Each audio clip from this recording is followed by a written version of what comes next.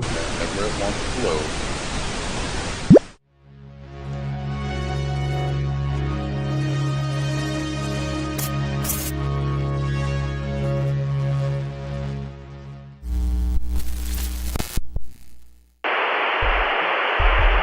Is this live?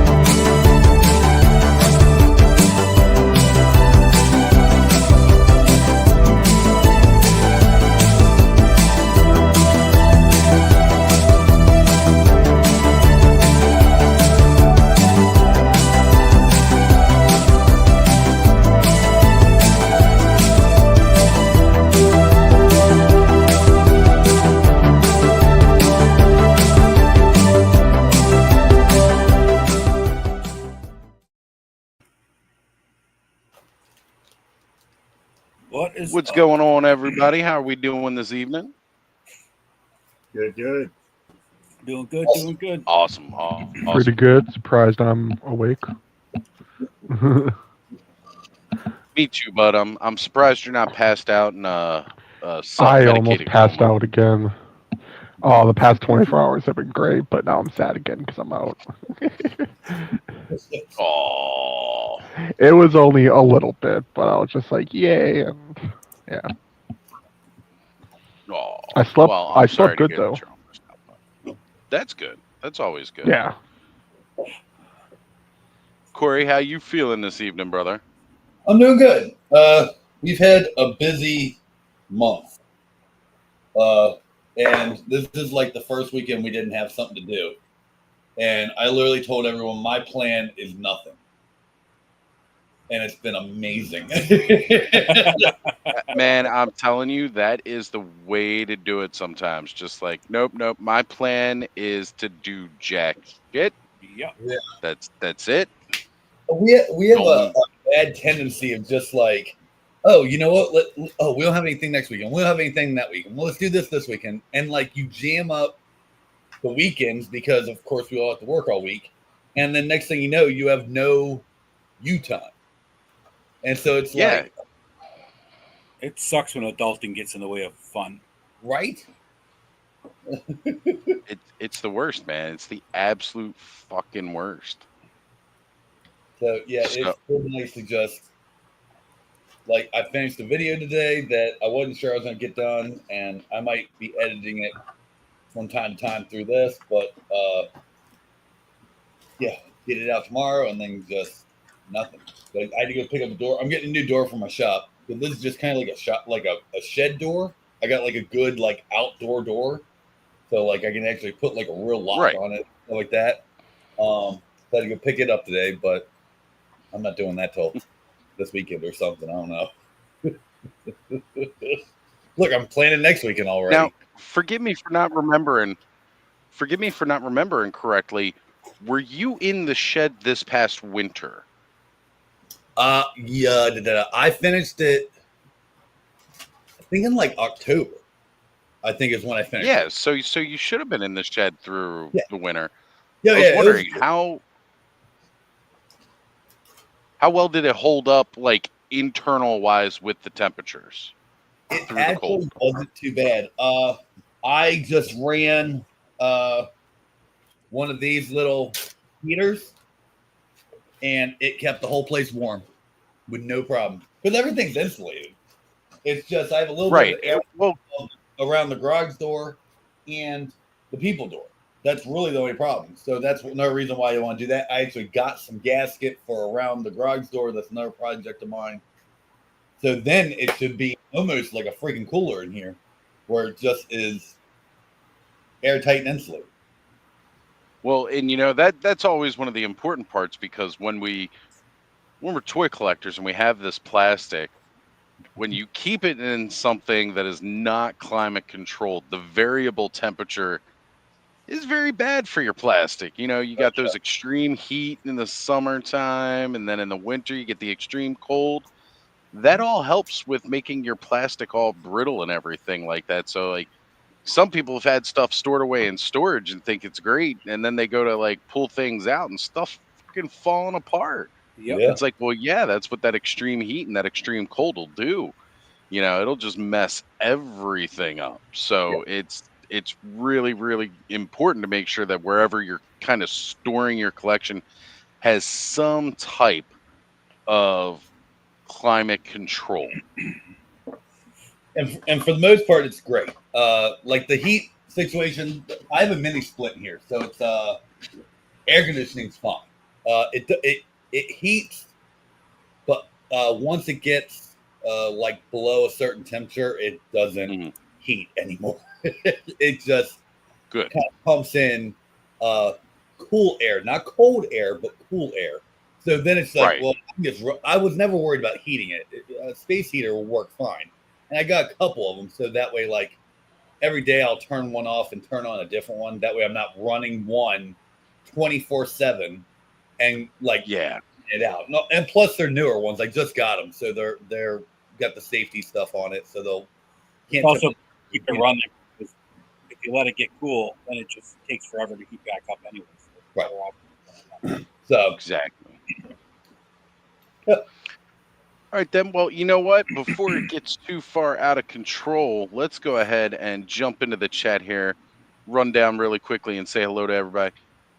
Dave's Dimension is here with us saying sometimes, and we'll get back to that in a little bit here. We've got Onryu83. What's going on, brothers? Good to talk to you last week. And we've got, not trying to delete the comment here. Oof. God, man, they moved around some stuff. All right.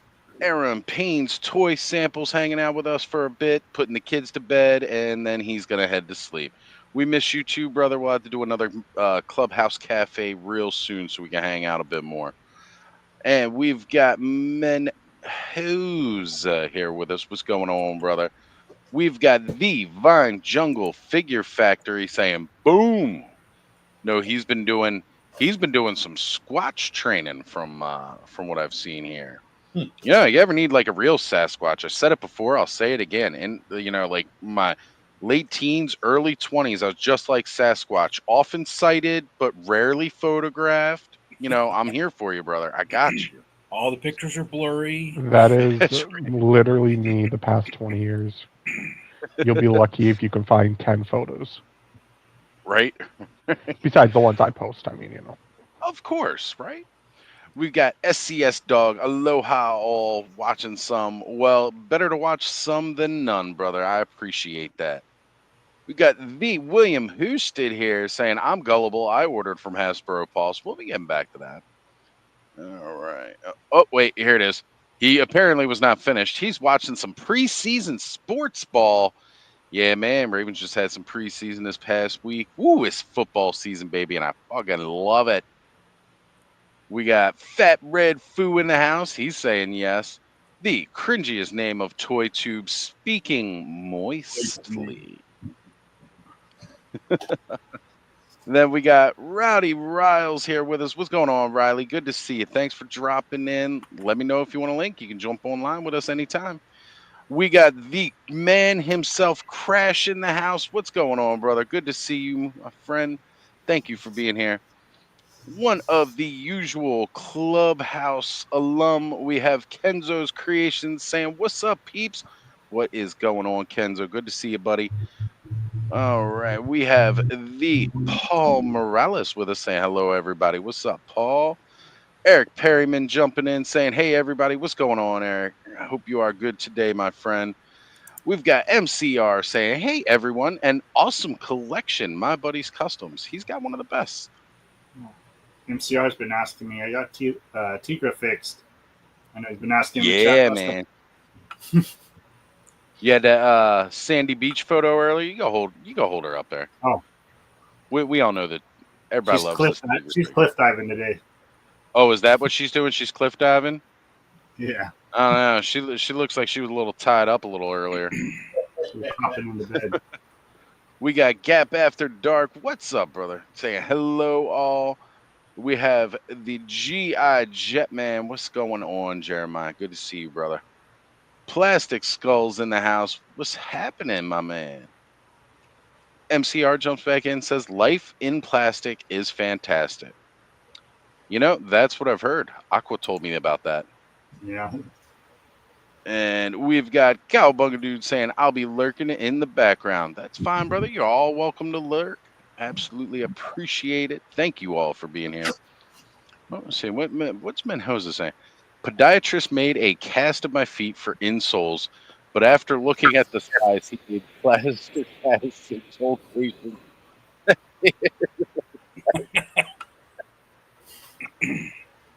It's fucking epic. I love it. I love it. Beverage says, I take it back. I'm gullible, but did not order from Paul. You sounded like you're underwater there, Oz. Do I? Yeah. For a second there. Yeah. For here? There you sound better there. Sound like mermaid. All right. Oh. All right. It says it's coming through the right source here, so I don't know. Maybe because where I had it like away from my face. I hope all that came out clear. Otherwise, yeah, it all came out fine. All right. So, I mean, if you're wondering why the thumbnail says, "Are you gullible?" I mean, y'all proved my point. You fucking clicked it and you're watching right now. So, yes, the fuck you are. But that's okay, though. We're all gullible. We're toy collectors. Buy shit we shouldn't. That's how it goes. This is literally the point of tonight's thumbnail. Just, are you gullible? I figure it'll probably get a couple more clicks than average because everybody's going to be like, ooh, what's Oz talking about? Just calling all of us gullible because we click and watch this shit. It's a true story, guys. But I love you all for it. Thank you for being here with us tonight. Because honestly, the clubhouse don't happen without all of you guys as much as the rest of this. So, all right. So I don't know. It's been a pretty cool week with toys here for the Ozman. As some of you may know, last week I missed because I was spending some much needed time with my son. We went to go see Fantastic Four, hung out throughout the day. We did a little bit of toy hunting, a little bit afterwards. And then after that, he was spending the night, which he hasn't done in a while. But while we were out and getting toys, I finally managed to find this version of Wolverine in the store, the X-Men 97, where he comes with the little yellow hood, the extra head with the mask, and then the unmasked head. Always good to get that one. That's the one I kind of wanted to get for a while now. Keep your eyes open in Target. That's where I found mine. It looks like they're getting... I saw 2 peg hooks of 5 for the Marvel Girl Jean Grey costume, right? And then I saw 2 Wolverines. So what I'm thinking is they're packing them in cases of 6. You're getting 5 Marvel Girls to 1 Wolverine. That's why there was 5 and 5 and 1 and 1. So makes sense. Oh, there we go. Rabbit hole count for gullibility. Too many. The biggest one was the 4 Horsemen rabbit hole that I went down. You know, I was gullible. I said I could just get that headless horseman figure. That'll be all. It'll be a great showcase. And then after that, it all went downhill from there. All I'll get is He-Man, Skeletor, Battlecat, and Panther, and I'm good. Yep.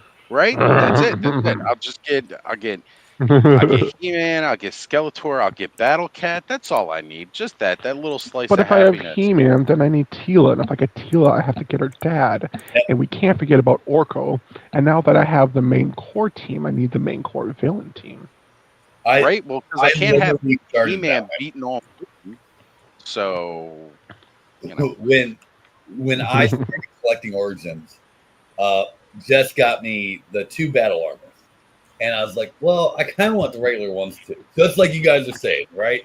And I was like, oh, well, I'll just do the He-Man and Skeletor variants. And by then, like, I think they were just coming out with the Flying Fist and the Terror Claw. I was like, okay, I'll get that. And then it was like, well, I kind of want a Tila, but I couldn't find a Tila. The only Tila I could find was the Green Goddess. So I was like, okay, well, I'll get her. And yeah, just like Bud was saying, very quickly, it's like, I might as well just go get them all. I might as well just go find them all. But then you have the thrill of the hunt. And now I'm kind of at the point where it's like, there's like 3 sets I need. And they're, of course, like the early expensive sets. And it's like, well, I don't have to search for them. I know where they are. I just don't want to spend the money on them yet. Right. It's just a matter of when will they drop to a price that I can reasonably afford, or how long will it take me to save up to I feel like I can afford it. Exactly. That's all it is now. Right. All right. So we've also got Just Jeff jumping in saying, "Word, what's going on, brother? If you want to hop on with us, let me know, my friend. We're always happy to have you." Let's see. And getting these controls again. GI Jetman saying he was gullible this week. I mean, we're gullible every week. Like I said, I wasn't trying to buy toys for myself the other, last weekend. End up getting this Wolverine. William says, I have yet to see a single piece of Fantastic Four merchandise. Right? Like, does that feel weird to anybody else? Like, we didn't get a wave of Marvel Legends that coincided with this movie? They made a Marvel. Well, they have them, but they're coming out like months from now or whatever. No, they have them. I saw them in the store. They have them. I've seen pictures. Did they? Okay, I didn't. I haven't seen any. They had the core team in their blue uniforms, and they had a. I think they have a Silver Surfer. They have the Silver Surfer, and the Silver Surfer isn't out yet. She comes out next month, I think. And then they had they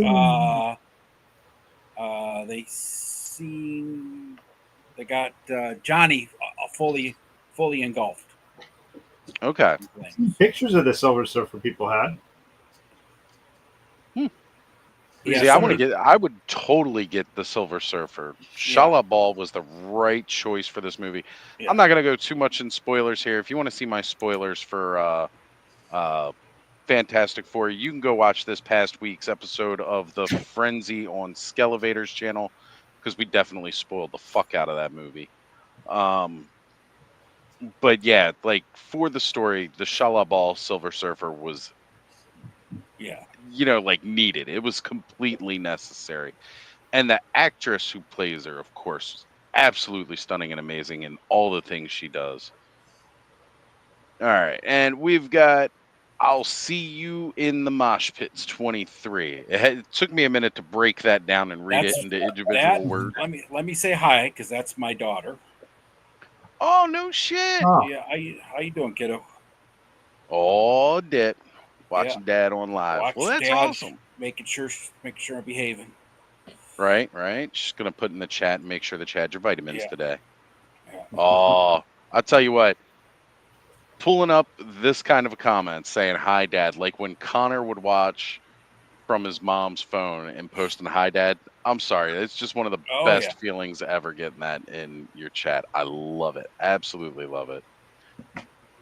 See, and Ryle says, I just want the base she comes with. Well, there you go. Yeah, that's a pretty good base. Oh, here it is. I saw you were live. I just wanted to stop in and see what y'all are up to. No good. Absolutely no fucking good. The same stuff I do all day long. Just talk about toys and hang out with about toys. Open up miscreants and troublemakers. So the other big thing that came in this week that I'm absolutely in love with, and this is all to our good friend Mikey, who most of you saw while he was at San Diego Comic-Con doing the live for us. But my Paladin Cleric came in. Oh, nice. Mikey got it shipped, so I'm going to be playing around with this bad boy tonight. I got to tell you, this package is heavy. This is very heavy. Definitely should have been packed out in like one of their more deluxe packages, like one of the bigger ones, like the Undead Legion Builder came in. This dude has got some serious heft just to be in this single box here. Like if I hold it like this, I can feel where, because it's that collector friendly packaging, you can slip the card out. I could feel where the card's really pressing against that plastic, like I'm gonna fall. But one of the coolest things is, so, normally on the side, they'll do a little character bio, except when it's their Legion builders, which technically this is kind of a Legion builder. there's no bio on this one. And that is because I didn't realize Mikey grabbed them for me, but I'm glad he did. So since this is to help promote their RPG game, each of the builds came with character sheets. Oh, nice. So it gives you all the stats. And mind you, they like you get pages. It wasn't just a single page character sheet. No. They gave you a packet for each of the builds. So for the paladin, it has its own separate packet. For the cleric, it has its own separate package. Fucking love the shit out of that. That is awesome. Like, so cool. Also, it comes with It's a good way to promote that game, though, for sure. Right? It comes with a different D20 for this, because I got one, of course, back at Legion's Con. They had like the bigger D20, so this got the smaller D20 in here, which is very nice. And like, because it was a special release, it's got this gold. Like, I might actually save this piece. It's got that gold kind of foil print right down there. And then on the side, instead of a faction emblem, it's just got the 4 Horsemen logo over top of a D20. Because that's the other cool thing about this. This figure, depending on what build you use, depends which faction it's in. It's not just standard in one faction. Let's see, the Paladin. Where was it that I saw that? Somewhere on this sheet it actually had it. So he speaks both Common and Elvish. I can't see where it said it. I know I had it in here. Maybe it was on the... Oh, yeah, here it is up at the top.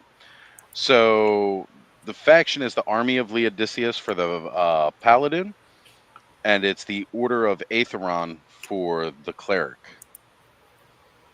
So depending on your build, you may be in a different faction, which, again, that's just completely badass. Absolutely love that shit.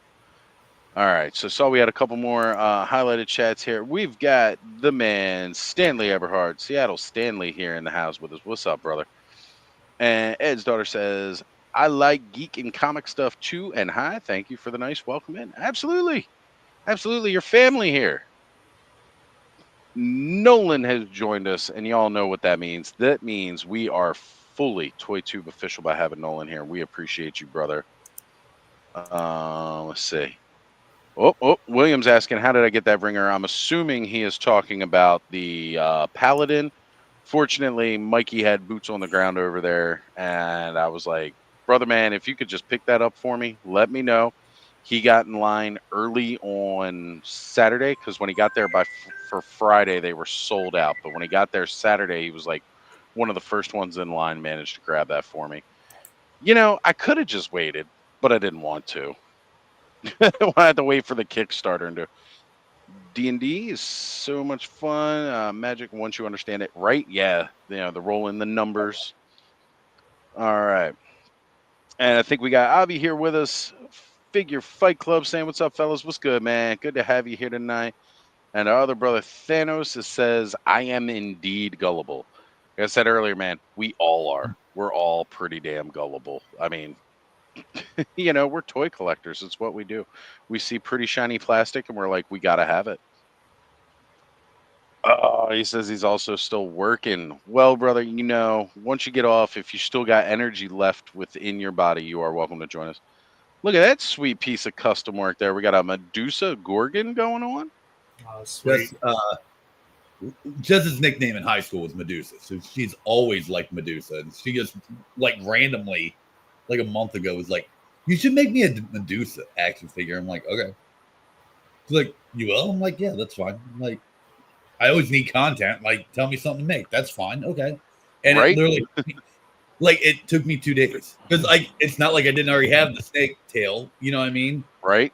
Like, the arms are just snake. The arms and actually the face are just snake Tila.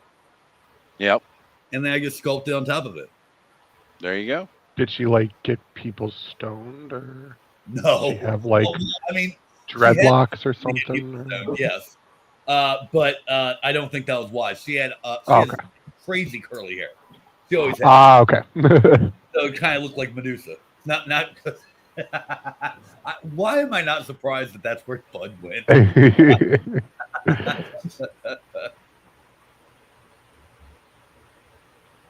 That's good. That's good, brother. I was going to say, because I'm coming over. Oh, she has some. Don't worry. And we got Wade creating in the house saying, "What's up, dudes? What's going on, brother? Glad you could be here." Scrolling down a bit further, I know I saw him jump in. We've got the Mr. Mad Gus in the house coming in the room, reading the title, and automatically thinks, "You gullible if you're excited over black and red gold repaint mask vehicles." Man, look, you clicked on my thumbnail tonight, so you gullible just for that. Dude, Ooh, black and gold any toy. I didn't even have amazing. any flashy toys on tonight's thumbnail. I just asked the question, are you gullible?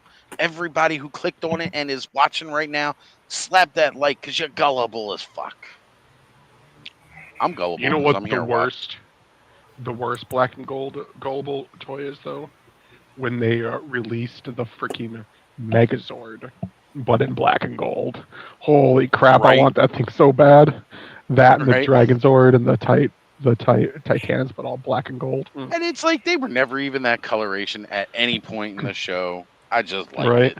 Well, actually, in the Super Sentai, the newest season, there's like a thing where like They the did like that, didn't Rangers they? can transform into all the different red Rangers, and they can use their Zords. And when they brought the OG Red Ranger in, he brought in the Megazord, and it was black and gold. So for the first time ever, that was like on the show, and people were losing their minds. They're like, we gotta make this thing kind of canon now. So let's put it in some shit. And he like showed up. It was like all smoky, and he had the freaking Megazord was wearing a like long brown like shroud with a freaking hood, and the wind like blew it off, and you're just like, oh. That's exactly how Bud sounded. He was like, Yep. Did you call it Daddy when it did it? Oh yes. I bet you did. And we yes, just lost Daddy, take it off. All right. So again, I am super excited to get this particular Wolverine because I've wanted just a good standard Wolverine yellow and blue, and the fact that it comes with, 2 head sculpts, 1 regular, 1 masked, and then on top of that, the hood that goes back on it, all in one package is nice because they've released all of these pieces with different Wolverines over time. And they were just doing the Marvel versus Capcom version as well, which I thought, oh, if I just see him, I could grab him and that would be great. And then after seeing everybody's posts and reviews, I was kind of like, I don't know. I'm not sure I really want that one now because he's freaking giant compared to all other Wolverines. Odd choice, but sure, if you were... The reason that it's larger than the other ones, it's because it's more into scale with how it was in the game. So I get that, but it's still just weird. So, Oz, are you going to go after Peter and Patch Pumpkin from the Fresh Monkey Fictions Naughty or Nice Halloween one? Yeah. They're in stock.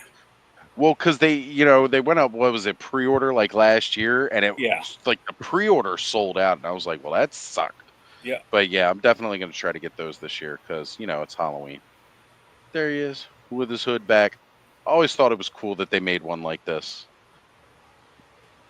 So, yeah, you know me, man. Like, honestly, it's Halloween related, so I'm trying to go for it.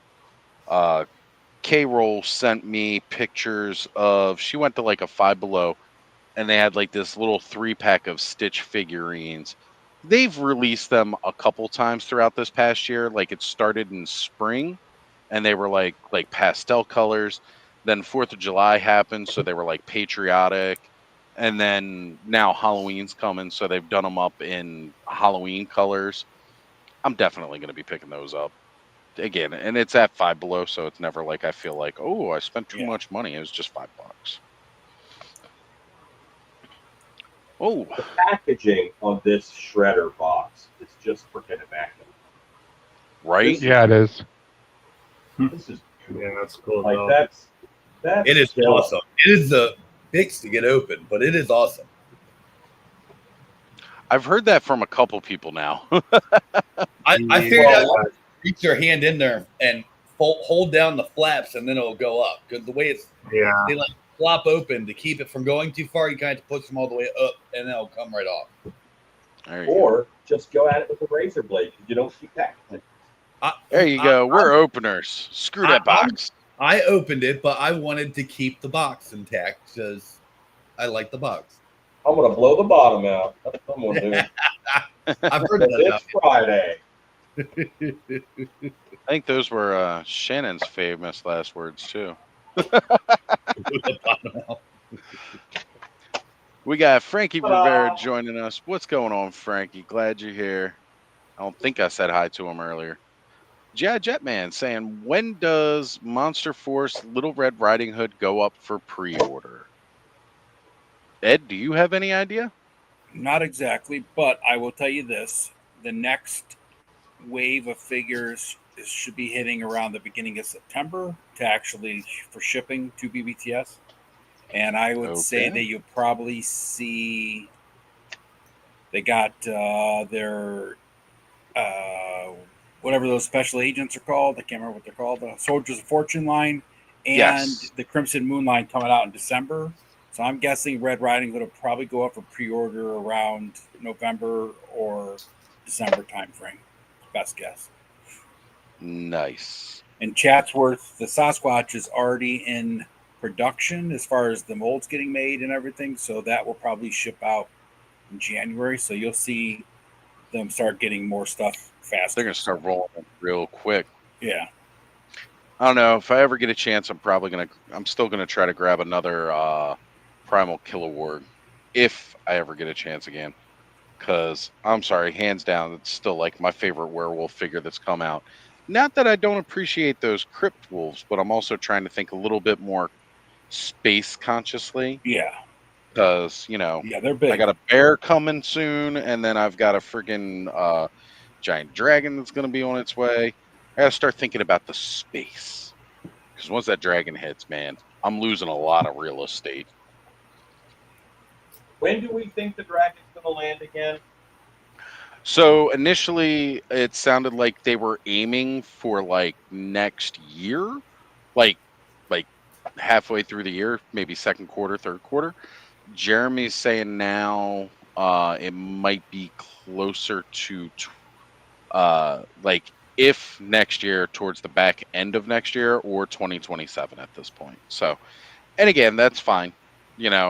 Really, that's about how long it takes from pre-ordering, going through production, and then releasing the figure. Like everything we've seen, that's not actually like a production of it. That was all prototype, which is damn good prototypes, by the way. But as people have said many times before, when you're seeing a prototype from the Four Horsemen, it's pretty much at that point, like it almost, from that point on, there's not going to be much of a change between that, what we see, and then what the actual final production is, where that's not always the case when we see a lot of these things come down the pipeline. Are you guys going to show your dragons off on here? Yeah. Yeah, this much of it, because that's all you'll see. I was going to say, yeah, like it'll be segmented. Yep. You'll see the head, and then the wings. And like I'll carefully kind of go across. You guys know me. I'm going to open it live with all of you. We're all going to experience it at the same time. It's just going to take a bit. Alan, you still with us? I'm with I know you. I popped you out there for a little. I'm not sure. I was filtering through my different cameras because for some reason this one just dropped off. I have no idea why. Oh, Fortnite has a 4-inch Bigfoot that you can carry in your pocket, Oz. That's not the only 4 foot or 4-inch Bigfoot I carry in my pocket. If you don't smash that like, we're not gonna let you be gullible like the rest of us. I appreciate that, Mr. Memphis. Thank you. I'm going to be honest with you. I thought the "Are you gullible" was that you just weren't going to do a show tonight, but you put up the post just to see how many folks would wait and watch. Yeah. I mean, I could have. That would have been awesome. Maybe That's that'll be kind one of genius, further down the honestly. line. Are you gullible? I guess I am. Yeah, Al's an evil And then genius. just have it go live. Gotcha. Well, like one of the things I thought was making the thumbnail say, "Are you gullible?" and then actually having a video where it just said, "Yes, you are." Make it seem like it was going to be alive, but not.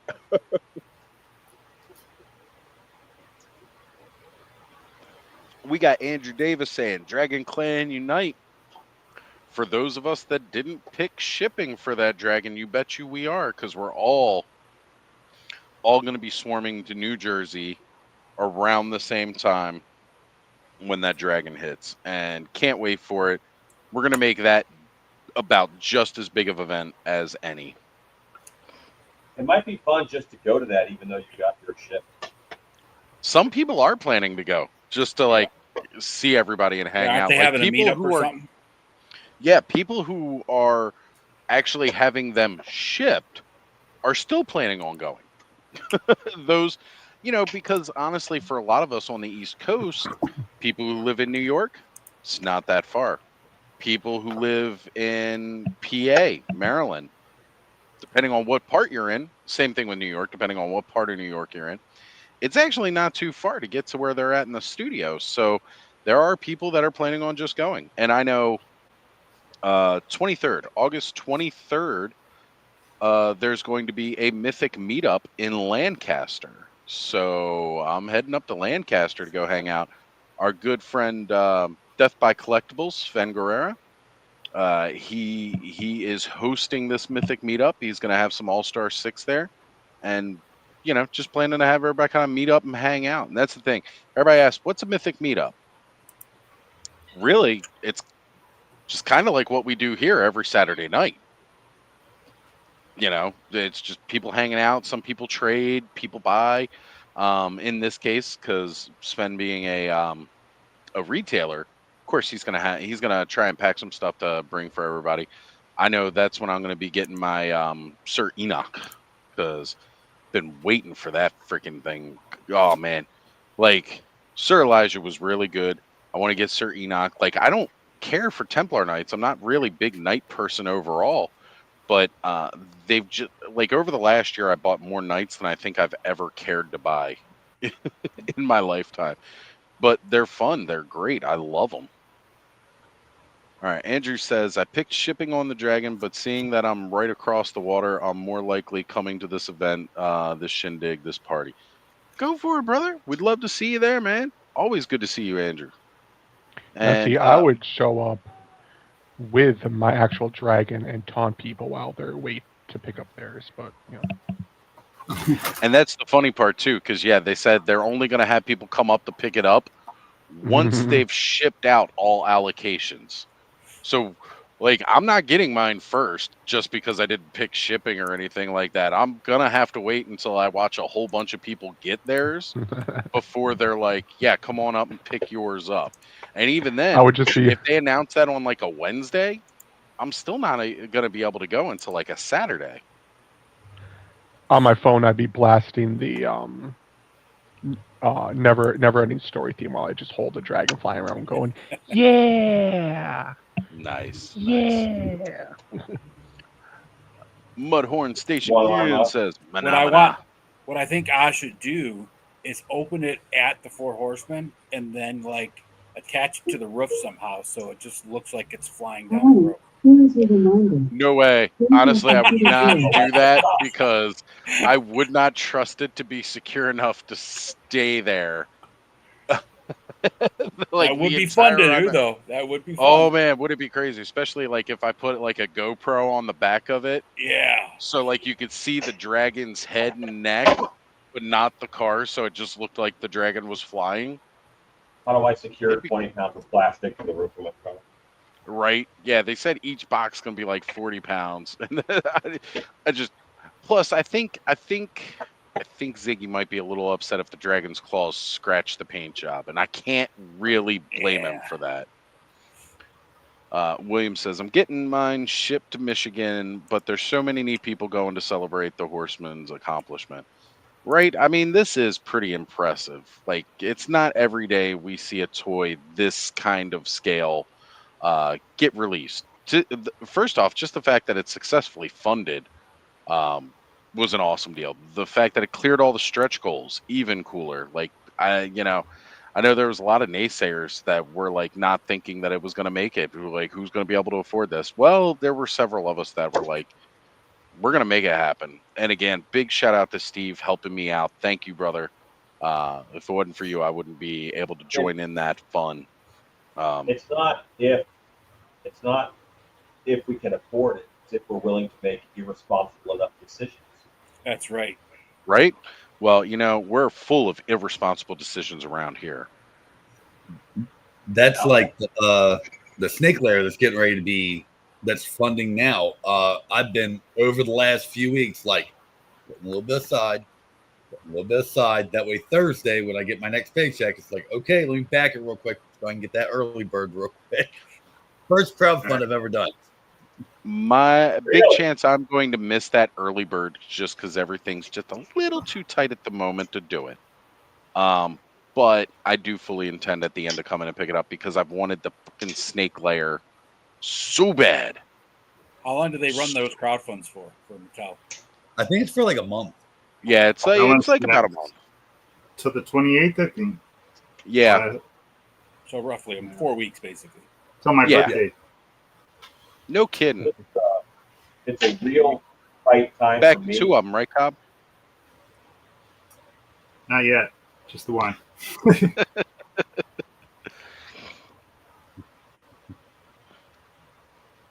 All right. So Stanley is asking, is there a Horseman Seattle or Pacific Northwest meetup? Well, I mean, typically these things kind of like get organized instant amongst the cabal. I know that there is a large want for more of it on the West Coast. So Stanley, I know you have a Facebook.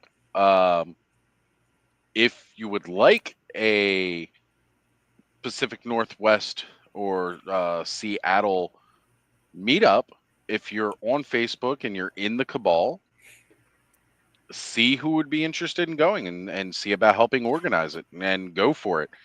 These things aren't set up by the horsemen. Okay, the mythic meetups a lot of times are just set up amongst the fans. Speaking of, we've got one of the all-time biggest horseman fans entering the room with us. It's Joe G. Howdy, fellers. What's up, buddy? Blake Recon Rage is doing a Pacific Northwest meetup, which is probably the closest to Seattle that I'm aware of. Right, because he's up in like the Portland, Oregon area. Yes. So Stanley might want to reach out to Recon Rage Blake and ask him about that, because I know he's really excited to be putting it on. So sounds like it's going to be a pretty amazing event.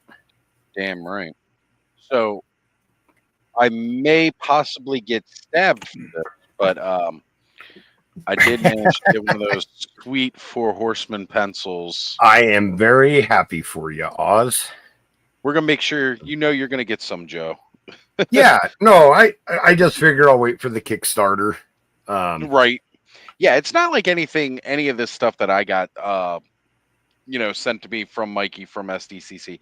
They've said multiple times, this is not the only time it's going to be available. Yes. Like, do not let that promo hit. People were trying to sell this figure insane amounts of money online. Yeah, and again, this was just the debut of this figure.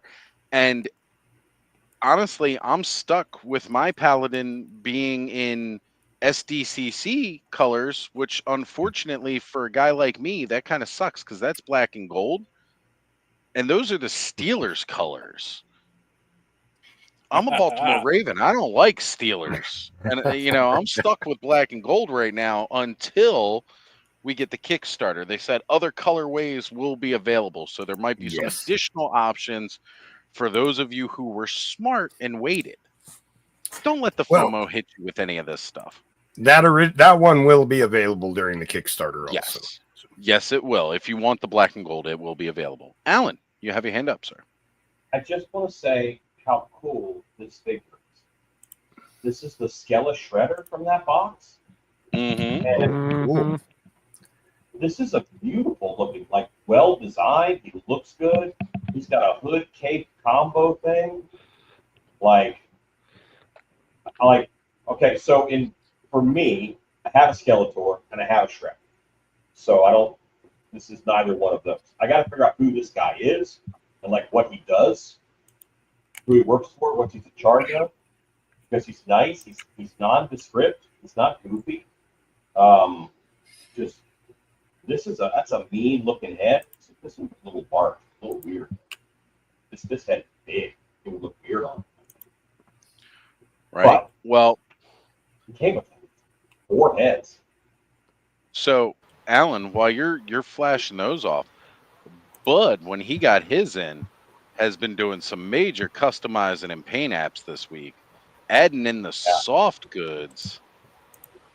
Yeah, mine's been sitting in a box until today because I've been slammed. I was gonna say it's your busy time of the year. We're counting down to the best months, and that means Alan is super busy right now. That's gorgeous, Bud. Thank you. Well, not only is that gorgeous, Bud, show him what he is flanked by. What do you Show mean? off the other ones that he's flanked. Oh, yeah. All right. So he comes with those extra heads, and I wanted to find a use for them, and I didn't want to just have an extra TOG Skeletor or Shredder.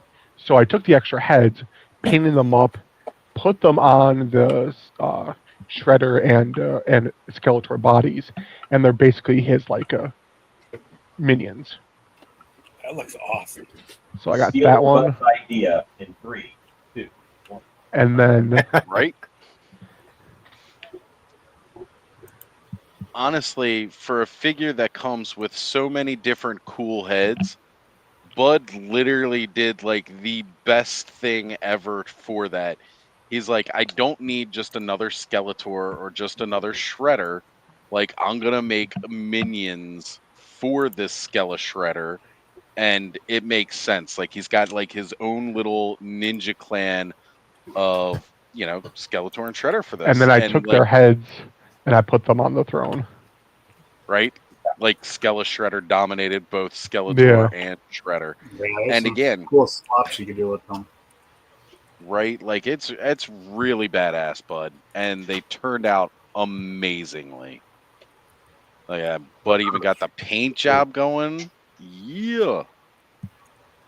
I basically did a purple coat on the outside of on the skull, and then dry brushed some bone white in it. That's cool. Left a little bit of green, huh? Just a little bit. Yeah, I know you're asking or telling me. Yeah, I was going to get rid of the green, but then as I was thinking about it and the headcanon that I have for the figure, I was like, I'm going to keep the green. It's going to be part of the character. So we got Fang Man going on. If this creature comes, I would be so thrilled. Wouldn't that be awesome as a mount? Yeah. Oh, yeah. I'd love to see that. And again, Fang Man, as soon as I saw Reptilax come out, I was like, we're going to get Fang Man for Cartoon Collection. It's going to happen. So, upon opening the Paladin, it came with the actual cards. Mm-hmm. It's got a code on the back, right? One of those scan things. Yeah. Yep. That'll take you to the. you can get a digital form of the character sheets for those two classes, the paladin Nice. and the cleric. Well, I just thought that was great that Mikey threw them in because I didn't know Oh, these yeah. were on the table. When Jeremy was saying they had character sheets down, I thought they just had like blank ones to kind of show off to people. Didn't Right. realize that they had them filled out for the freaking character. I also like the fact, like I was saying earlier, that both of them are in different factions. You know, the cleric is in Order of Aetheron, and the paladin himself is part of the army of Laodiceus. Like, that is so Nice. cool. Like, just those small little details really, really kind of help with that, you know? Right.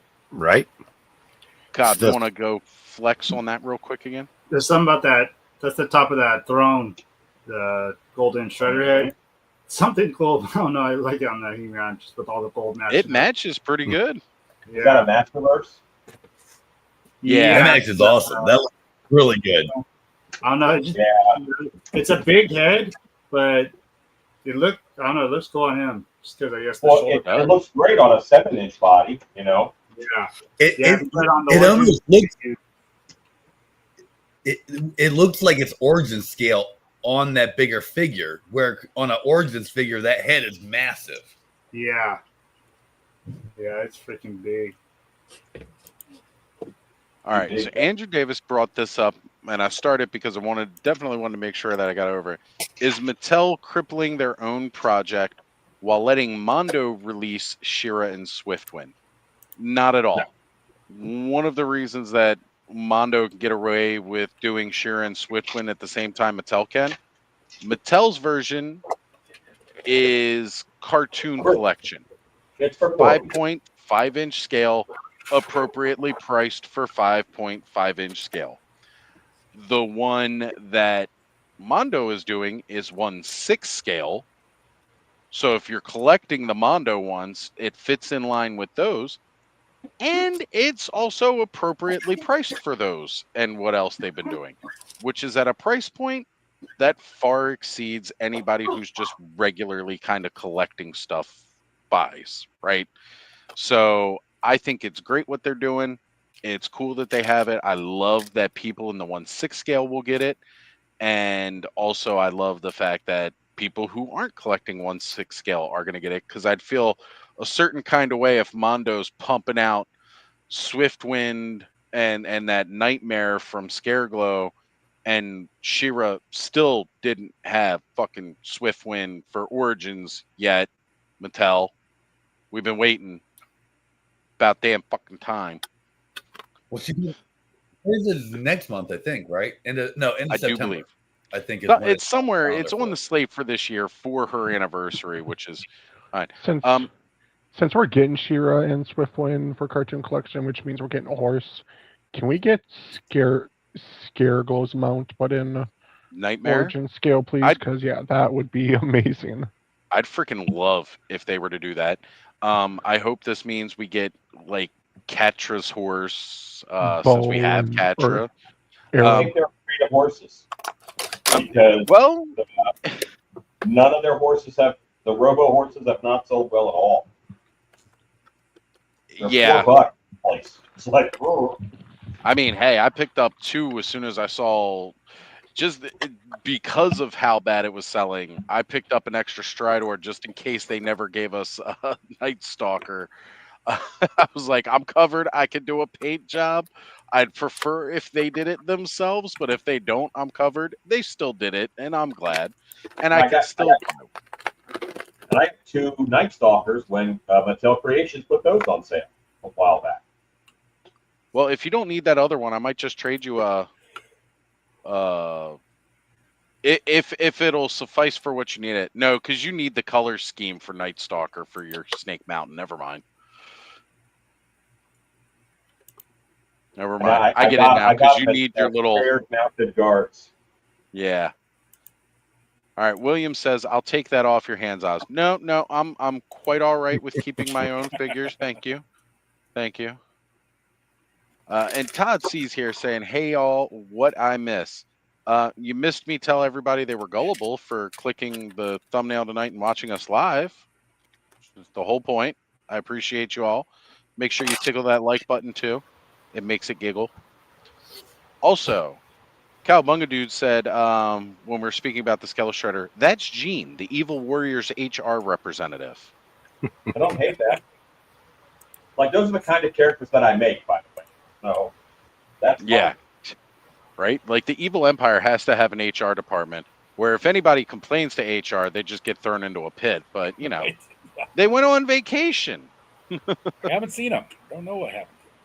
All right. Hylian says, after Swiftwind, we need Mantisaur. Right? Like, where's my Mantisaur and Hordak 2-pack? Where's my battle ram? Allison Troy, Retro Toy Princess. So, yeah, here we go. Saying pretty much the same thing I was saying. It's like it's a whole different price bracket for that thing. So, they're not crippling anything. Honestly, again, it falls under no compete due to pricing. Mattel would, they're not going to do something 1/6 scale. Then there's no way that they would price the product to the same level that Mondo does. So it's a non-compete. They can definitely both do it. It's fine. And MCR is wondering, which is the toy line that gives Mattel more money? Imaginext. Or, Todd says, Hot Wheels. I guarantee both of those lines outsell anything we're buying. Oh yeah, Barbie. Right. And Jurassic Park is probably up there. Yeah, but they got to pay the licensing for Jurassic Park. Yeah, sure. Yeah, Imaginext and Hot Wheels and Mattel and Barbie, that's all their own brands, so they can do whatever they want. Every kid loves Right. dinosaurs. Now, mind you, If they were to they take those do. dinosaurs and move them into other brands, then they already have the molds, then they would make more money off of it. Well, that's the thing. They probably have a deal worked out that they can't reuse those molds with other products, which is part of the reason why a lot of us think we have not seen new Dino Riders. Mattel owns Dino Riders, and the reason that we don't have new Dino Rider toys per se with the actual branding Dino Riders is because Mattel also owns or has the license for Jurassic Park. Clearly, it's a big seller because Mattel has had it for ages now. Originally, it was Kenner that had that license until Kenner got bought up. Clearly, Hasbro didn't care for that property or didn't do it. So it went up for, bid, and Mattel won out, and they've had it, and they've been making Jurassic Park toys for years now, and it doesn't seem like they intend on stopping because they just keep reprinting dinos with different colors, and they're getting all the monies, and I love it. One of these days, I'm going to get a Tyrannosaurus and a Triceratops and make me some Motu ones. Do it. They have a pterodactyl that is begging to be turned into a turbodactyl. Yes, I just saw it. It just needs the add-ons, man. Right? I think it was Yerko just finished making a 3D printed Gigantosaur. Yeah. Yeah. And you can actually fit an Origins figure down its neck. It can eat an Origins figure. Anybody who's wondering what we're talking about, if you're a big Motu fan, you probably know. Back in the day, they went ahead and they were doing the Powers of Grayskull line. They were going back to Preternia. They added dinosaurs in. Pretty rare here in the States. They did get released up in Canada, so quite a bit trickled down. And if you were lucky, you probably got a Tyrant Rex, or you've got a Bionatops or a Turbodactyl. But there was one that was in a catalog that never got released because it was just like a prototype.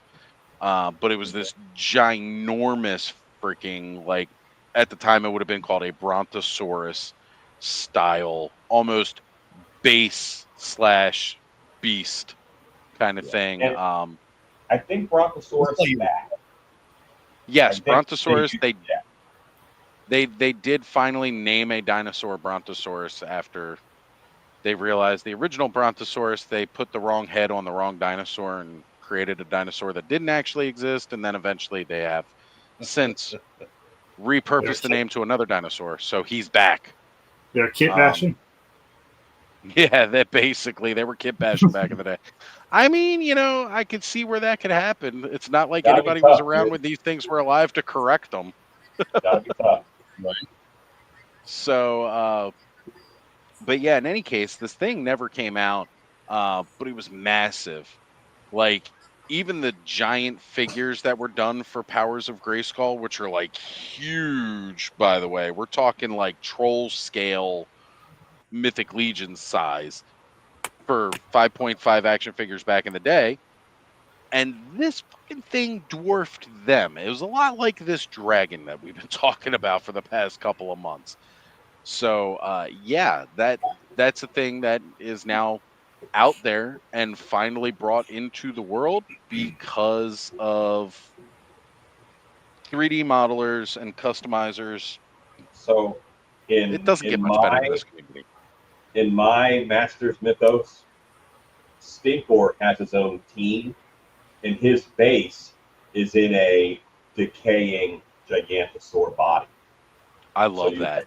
And so I'll be making one eventually because I'm going to make all their bases, but it's in a swamp and only part of it's out of the water. So you have to go in through a hole in its flesh, and then that's where all the roots are carved out of and stuff.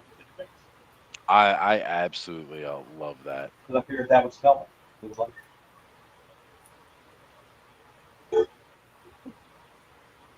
no one visits Stinkor. Hands off my merch, you dirty merc. One of the best lines of Revelations all. Jason Mewes did the voice acting for Stinkor, and I love that. So Andrew says, but if you're a Motu collector, you might be getting screwed. Both these projects together are going to cost you at least $1,000. Again, Andrew, there's not a lot of people who are collecting both Origins and Mondo. Right? I think the Origins one will probably be. And you've got Masterverse in the middle there too. Right? Like I'll be honest, I don't know of anybody, and I know quite a few Motu collectors that are fully collecting Mondo and Origins. Like, some people are cherry picking. I know my sister was kind of interested because she has the Mondo She-Ra.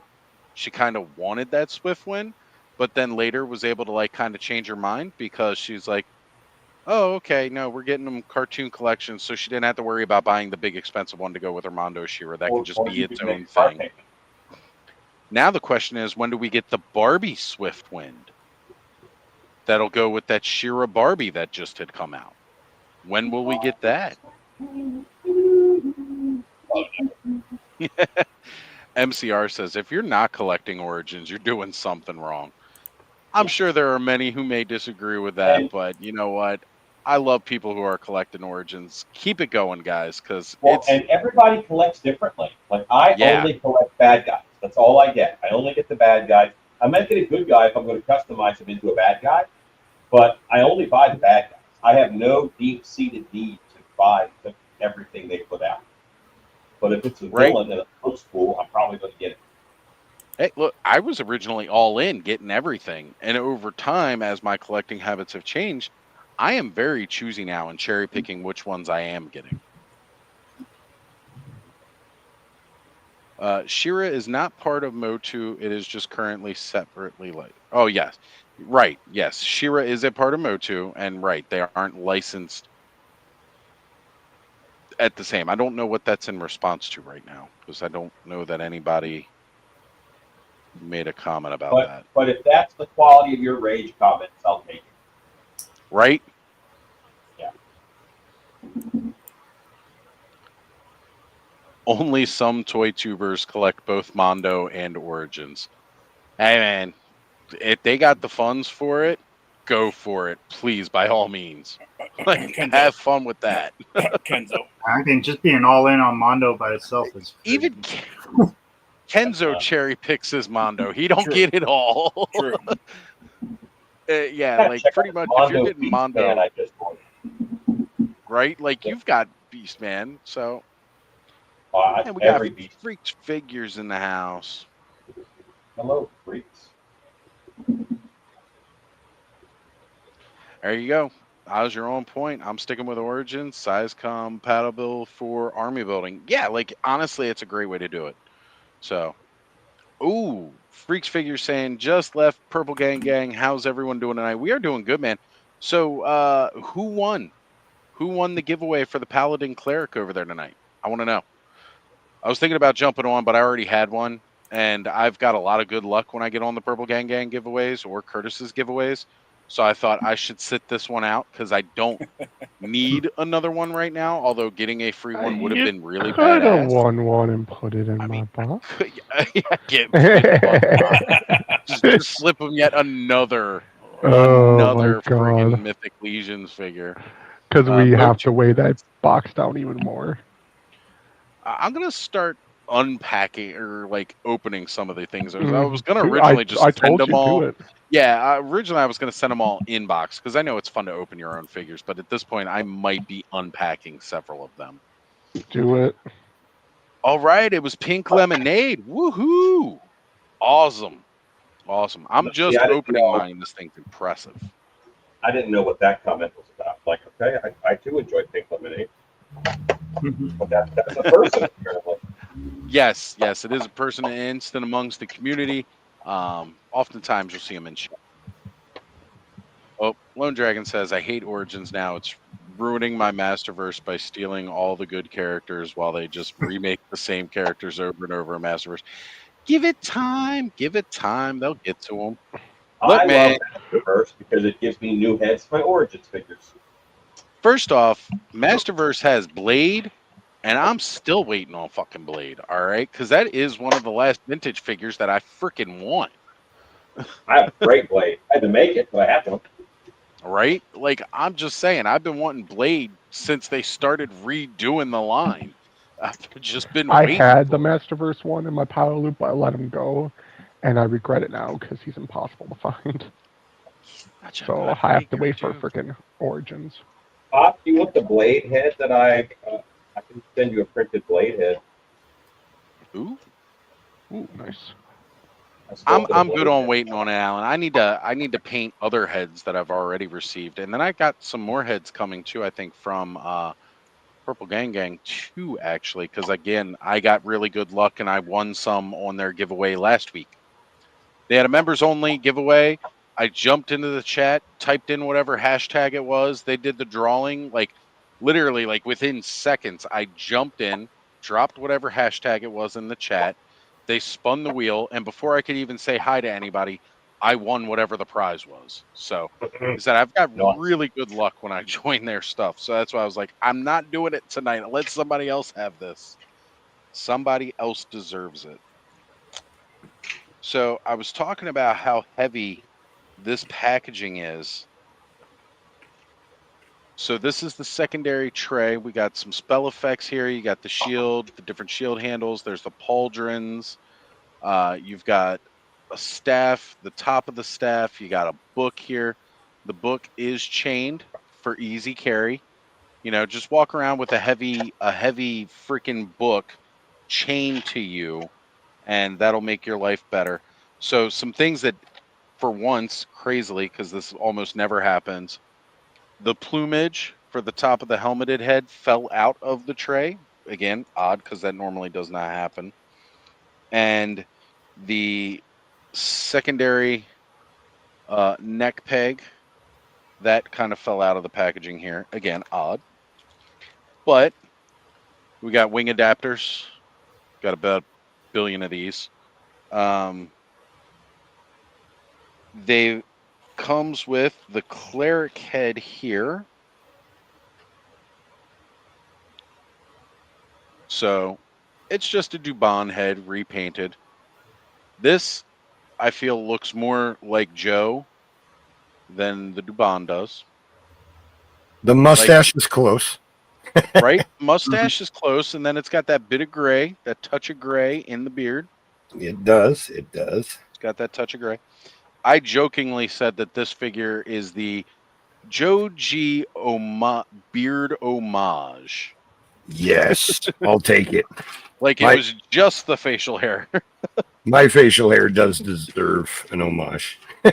I'm with you. I'm with you, Joe. You got that awesome stash. So, and then of course, here's the main thing. Wow. Like this is the first time ever I've had like a Four Horsemen thing where stuff actually fell out of the trays. Not a complaint, because normally like I'm worried about bending or breaking something trying to get it out of the trays. But the secondary hands fell out of this one. I'm glad I didn't lift it up and then they just dropped. So I'm old there's enough. the I other worry thing. about it breaking. Well, fortunately, it's normally secure in there, so I don't. But here he is in all of his glory. So as you see, he's got a helmeted head that the visor lifts up on. You've got that faceplate for clean shaven. You can pop the faceplate off the chainmail head, mix and match, swap them up any way you want it. The other D20 we got up top here comes with like a regular greatsword, comes with a mace, as well as, again, everything that you saw in the previous package. Also, we got those leather boots. Oh, yeah. On an armored figure. Mm-hmm. Ooh. That's almost a reason to get a couple more of these alone. Just so you get those leg pieces. Because, Joe, that is a different leg to have the leather boot on it. It's a new one. Yeah, the Figure Obscura one was the opposite. It had the reversed leg peg, yeah. And, like, for the Legendary Barbarian, if you were to put those leg pieces on a knight, it wouldn't look right because he'd be wearing the top set of greaves, but he wouldn't have anything covering his knees for armor. It looked like a knight wearing metal shorts and high boots. like you joined AC/DC as a guitar player. Right? Yeah, it'd just be really, really weird. So it's great to actually see that now we're getting that kind of leg piece with that boot cut on knights. So there's yet another kind of new piece there. I don't think I've seen that on anything else but this figure yet. I think it's the first one, yeah. They've done that, which just means we know we got plenty more coming with it, probably in the next couple of waves. But I have no shortage of Mythic Legions. I just got my All-Star 6 in, so Thrasus. You have a bunch of Mythic Legions, Joe? I have a few. I'm considering collecting this line. They're pretty cool. Yeah. Again, this Thrasus figure, seeing this shortly after I got into collecting Mythic Legions, that Necronominus shield badass. My favorite part is his beard. Yes, a bearded skull looks good. Just the style is very close to my own. So it is. It is indeed. And yeah, this is pretty neat. That like tattered soft goods torso, every part of this figure I just loved from the beginning. Absolutely. He is the first risen. He's the first son of Necronominus. Just a great looking figure. I really like the cloth banner. Now I'm hoping for a cloth banner pack. So like I want to see a lot more of those. Mm-hmm. Heck yeah. So that one's pretty cool. I missed off on the old banners, so like I kind of want to get all the banners, all the factions. Yeah, I have the original banners, but they're just solid plastic, and you can do some pretty neat stuff with the cloth ones. They're a lot of fun. So I'm hoping for some more as well. Also, we got the new map on the inside of the card there that shows that there is a lot more to the world of Mythos than we saw. Which I love. Howdy. How you doing, Kenny? Hey, I'm doing all right, man. I'm living it up here. This is paradise up here, man. We every year before school, I bring Merrick up to Silverthorne, and this is my uncle's place. They don't live here anymore. He's got a house here in the middle of the mountains out here north, like west of Denver, and it's kind of close to like Breckenridge and all that. And it's like he's like, anytime you guys want to stay there. So the weekend before school, he has school, not this next week, but the week after. So I was like, at least one weekend before school, we always come up here and hang out for the weekend. So That's really good, brother. I'm glad you guys are doing that. It's important to have that kind of time, yeah, he's up taking a bath. So I was like, I'll jump on while he's up doing something. I thought you were going to go to. I thought you were staying at a hotel, going to a con or something, looking to get your ass kicked. Oh, hey, I don't want to get punched in the mouth. From a guy who has to like jump up to hit me. I don't want to do that. Oh. Hey, I'm just saying. He would too. I go, get down. Go on, little guy. Where's your pot of gold? Yeah. Oh man, come on. Hey, I didn't say that. Ed did. That was pretty funny. I asked him at Joe Fest about his being a Oh, leprechaun. looky, I got one to match you. I found it at Target. Oh, you found the rogue? Ooh. Okay. See, I need to pick up that rogue. I found it. would love to get an entire set of this team of X-Men. This one was I didn't at know. this freaking Mountain Target, dude. This Mountain Target. Nobody likes toys up here, so I was they had just saying. 3 sets of that 2-pack with Psylocke. But I'm not kidding. spending $60. Like, Mm-mm. So Yeah, no, I got lucky. Went into a Target. That's where they had this bad boy. They had a bunch of the Marvel girl, Jean Greys, and then him. And I'm like, yep, this is the one I'm getting. Finally got these guys. Finally. I did not, Dave. I did not order them because I was trying to be good and not spend a lot. I'm in a pattern right now where everything is really, really tight, so I can try to make small allowances and everything. Every time I think I'm good making a small allowance, I'm biting myself in the ass on the other end. So that was one that I had to bypass on. I had to look at it. Can I have it? Can I make it work? Right now, I can't make it work. We'll see. I get 3 paychecks this month. If there's still allotment available, it could happen. Yeah, But I want to make sure other things are taken care of first. I've got that Thundercats wave coming on their way for Entertainment Earth. And I got that notice that hit at the same time that Fright Zone hit for Big Bad Toys.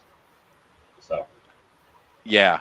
And that was the other thing. I still want to get the freaking snake layer, so I'm kind of trying to pick and choose what I can afford. I want a snake layer, but I also want Fright Zone. Oh, I love that thing. He's my little pet, dude. I take him to work now. Nice. Nice. I should be getting my snake layer anytime. I'm just waiting for it to ship. Snake layer? What? Oh, not snake layer. Fright Zone. Thank you. I know what you're talking that about. shit hadn't even funded yet. How are you getting yours shipped? He knows a lot of people, bro. I know a guy. He's got who you soft blowing hands. at Mattel? Who you blowing? Right? He's got real soft hands. That's all. Hey, I use moisturizer at school. He's got a pretty Moisturizer. mouth. There you go. Guys, I'll be right Costanza. back. I'll see you in a moment. I think you guys go see a guy about a horse. So am I waiting on Mattel Creations, Corey? Yeah, right. Yeah, it's so weird. They went out to like Big Bad before that. I'm sure they have it. It's probably just like we're waiting for something else. I don't know. Who knows what they're The doing. stupid part is you have to have a Mattel membership to get this Fright Zone from Mattel. But if you would have got it from the other 2 places, they already have them at your house. Like, because I got mine from Entertainment Earth already. So I didn't know it was Club Grayskull exclusive. I think it was. I mean, I wasn't going to order from Mattel anyway because I always like how EE just, I don't know, they just send stuff earlier for me. I don't know. See, I don't really order a whole lot from EE, but the only reason I really did Mattel, like sometimes I want like them to take my money now because then I don't accidentally spend it. And then other times, like with Big Bad Toy Store, it's like I'll worry about paying for that then. We talked about this. I was the opposite at that time. I was thinking I need to wait, and you were like, I need to do it now. Yeah. And so it's like a lot of times with the stuff that like I like, and Amazon's the same way. They don't take it out right away until it's shipping. Mm-hmm. So like, you know, the new Grayskull that's going to be coming out in January. Like I've already got that ordered, but then it was like, okay, cool. I don't have to worry about it's $125. I don't have to worry about yet. Right. But in January, I'll have to worry about that. Future Corey will not That's like. for January, Corey. Yeah. Right. Future Corey won't like. Who knows if we'll even be here by then? You know, the world could end next month. Hey, Who that knows? mothership is supposed to be hitting us in September. So Right. Exactly. How was it? Good. He just got done. So my uncle's got this really nice like jet jacuzzi tub upstairs in the master bedroom, like 3 stories up. And my kid comes down. He's like, ah. He just had a nice time. all he needed was a huge glass of wine and a book. Right. So, Ed, earlier I was telling you how things have cooled down here in Baltimore since like the other week. I just came outside. It feels like fall out here. Oh, yeah. That's how it was. It got down to 46 the other morning. It was so nice. Yeah, we're currently sitting at 68. Yeah. It feels phenomenal right now. Last weekend, I was in Connecticut doing an actor training up there, and it was like low 70s. It was amazing. Yeah. That's the same weather we had. Low 70s during the day, got down to 46 or something at nighttime. It was great. It's 62 right now, according to the weather app. But that's beautiful. 62. It's got that cool breeze, no humidity. Oh, man. Check this out. Nice. Ooh, I look at love that. it. See, those are like my prime temperatures, man. It's beautiful out here, man. 55. Oh, Joe says he's never seen a thermometer under 3 digits. That's good sleeping weather right there, Kenny. It was dude, and I'm downstairs too. It's colder down here too. It's like this. I hate it because I kind of looked it up on Zillow just to see, and I was like, how much is Uncle's house? It's like worth, I don't know, 1.4 million on it. Oh, you could afford that. It's Just because it's the area. Obviously, the area is like high priced. Dude, it's still. If you look up Silverthorne or Dillon, Colorado, it's crazy up here. William says, "Don't say the world can end before I get my bath here. World better not end before we get our fucking dragons. I'd be pissed." I'm just keeping my eye on 3-star. I just want to make sure he's okay.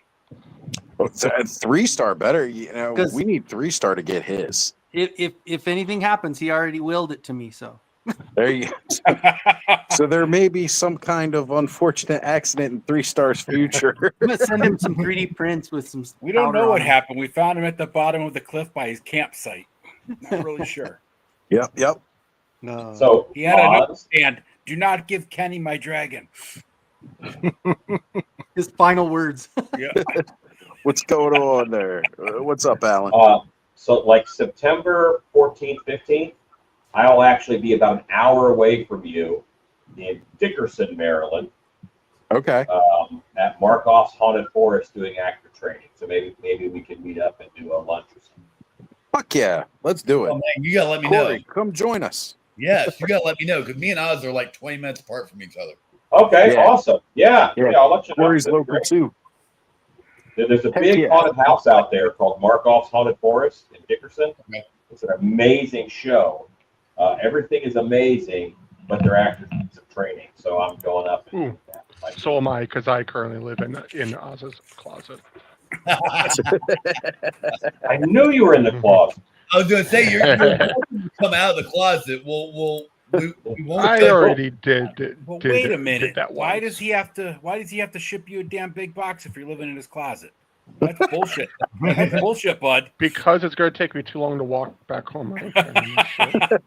You and your one kid in the ass have to carry that right? box. Walk it all the way the fuck up. Damn, even that room's got the cheeks.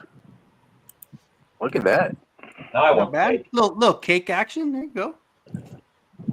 Did I show you guys the best Tila I made? I made sure I used the one that had a butt because the other one looked like Yeah. you get that on. Oh, I can't wait for my tea. I'd watched the video, so I saw it. Shane's saying it's 85, feels like 100 down here. Oh, brother, that sucks, man. That's that rough weather. I got sweat rolling off me because I didn't have my AC on in the shop all day, so it's still warm in here for today. And then Nolan says, whenever I hear you guys talk about weather, I'm like, damn, that's hot. And then he remembers he has to convert that to Celsius. No, we just live in hell. It's cool. 85 degrees. It's like 120 where he's at. And which Tila is that? So I made this Tila. It's a combination of the Snake Tila torso, the cartoon collection lower body. I took the head off the cartoon collection one, added the ponytail from the Snake Zor. and used the arms from the 2000X one. And I also added parts of the cartoon collection armor. But I made sure I wanted to use the one that actually had a butt and not the one that has a maxi pad. There we go. But I did want to make one with the armor. So I made sure the head is separate. I kind of took inspiration from Rebecca McDonald's cosplay, where it's like just a hat that goes on and the armor just folds behind the head. And so I think this actually turned out pretty good for the snake armor.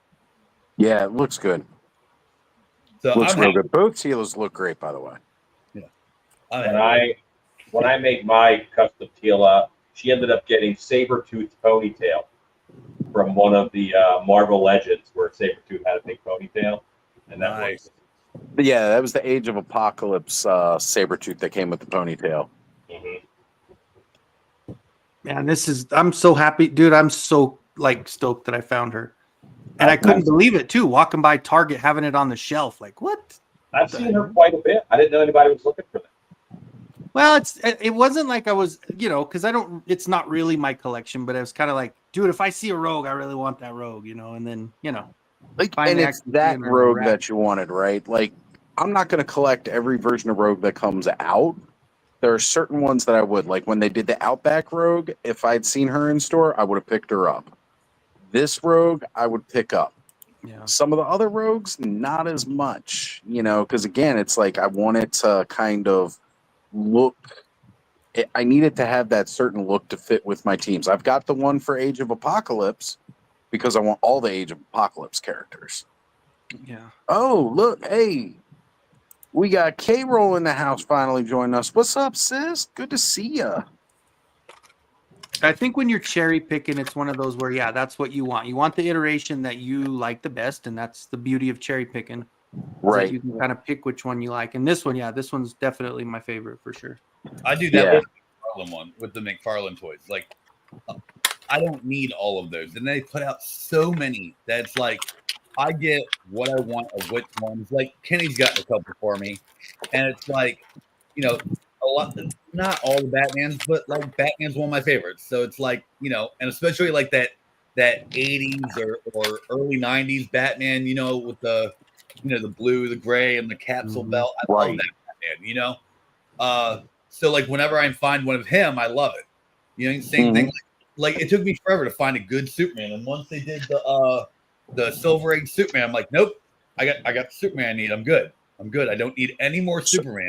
Because that's the one I've been trying to get, and each time they got a little closer to. Now I got the perfect one. I don't need it. Yeah, I gotta find that Max Fletcher Superman, because that's like my favorite. Yeah, right. With the Wolverines that have come out, like I thought it was cool they were doing those 2-packs because I prefer the retro costume Wolverines.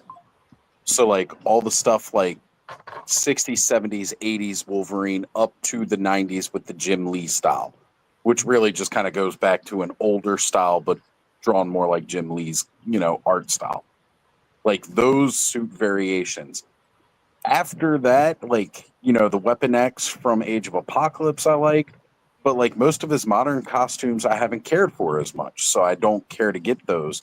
And that's a lot of what Marvel Legends has put out. But now they put out a couple of really good brown and yellow costumes that I want to get. The one that come with Psylocke, I believe, was like his old all black from the Frank Miller Wolverine run.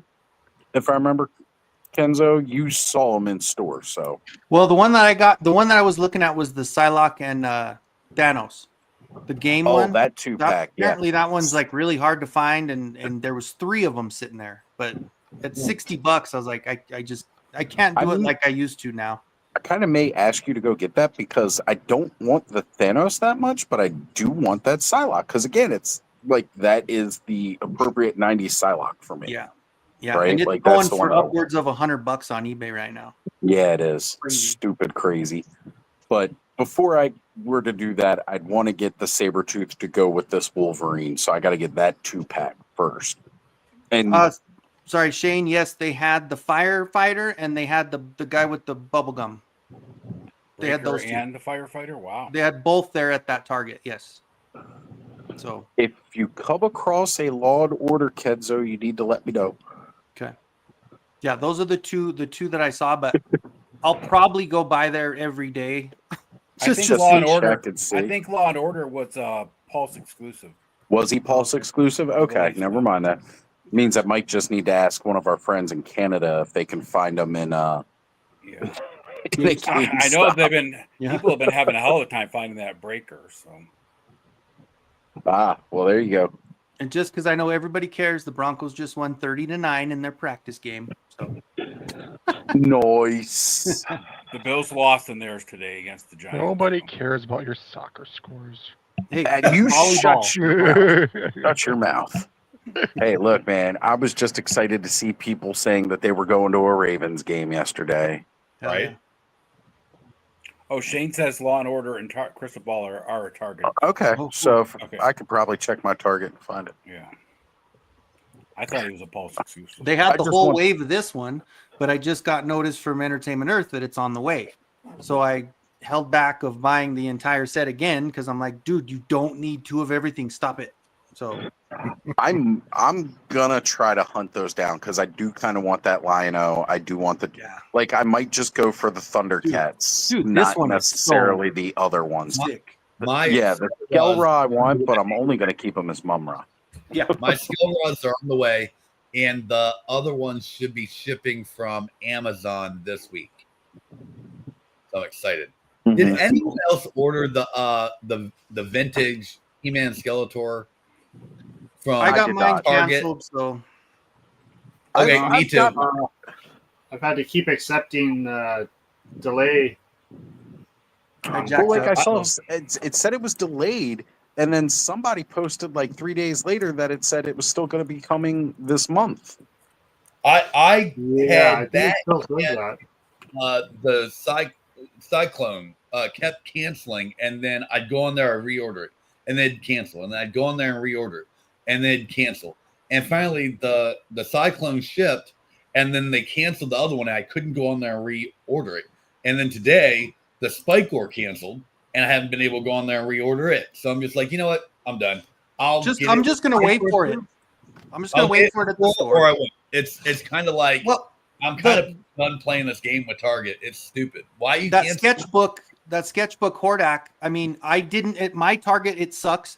But coming up to the mountains, they had 2 of them for $8.99. So I was able to get 2 more of those sets for under $10. So yeah, I've found them everywhere since I've ordered them. Like I've gotten 3 of them since then. I've used it, but it's just like my sketchbook collection would be the one that is canceled. So the Hordak one, like it wasn't showing up at any of my Targets, but I kind of figured it would because Target's been pretty solid as far as like still carrying. So it might come a little bit later, but they've been pretty solid overall. And speak of the devil, this beautiful bastard found it in a Target by him and sent it to me. What's going on, buddy? What did I find?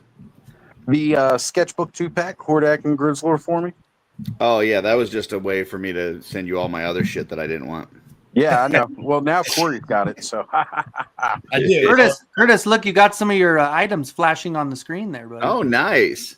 Nice. Those poor brushes, they're going to be so, mishandled. And Why I bought 3 sets so far.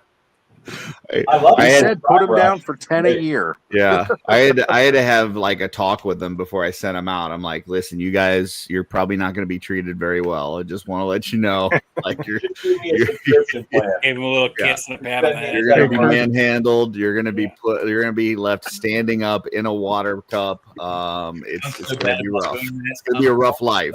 So yeah, Curtis, how do It's you a dry water tub full of brushes, by the way. yeah. Curtis, how do you purchase those brushes? If you want So currently they're only for channel members. So right now my channel membership is $1.99 a month. So anybody that is a channel member, they can get one set shipped for $15 and each additional for $20. And then eventually they will be at cons. I just found out tonight that we're going to be able to sell them at Jolanta. So they will be at Jolanta as well as Legion's Con. Nice. So All right, I'm gonna have to become a member because I want some of those brushes. But totally worth it. It's, They're very cool. I like them. nice. you know, first off, we're helping support a brother's channel, which is always good. Right. And the discount you're getting on those brushes, remember, every Yeah. time you buy that set of brushes at $15, think you're really sticking it to Curtis. He's taking a loss on that. I am, because I'm eating all of the packaging and shipping on it for channel members, but it's a benefit of being on the, a channel member. So I wanted to have something on there for them, but yeah, I'm not, the ones that I'm sending out now, I'm not really That's why making I any bought money them. off of. I thought it might help a little. Yeah, Well, that definitely helps for sure. And at if least it's you don't multiple have to have the money to buy like a Raider hat or something. So we're saving something for you as well. Gotcha. Helping you out. Gotcha. But yeah, when I sell them at shows, I'll be able to not only help, offset, because I paid for the whole first run on my own.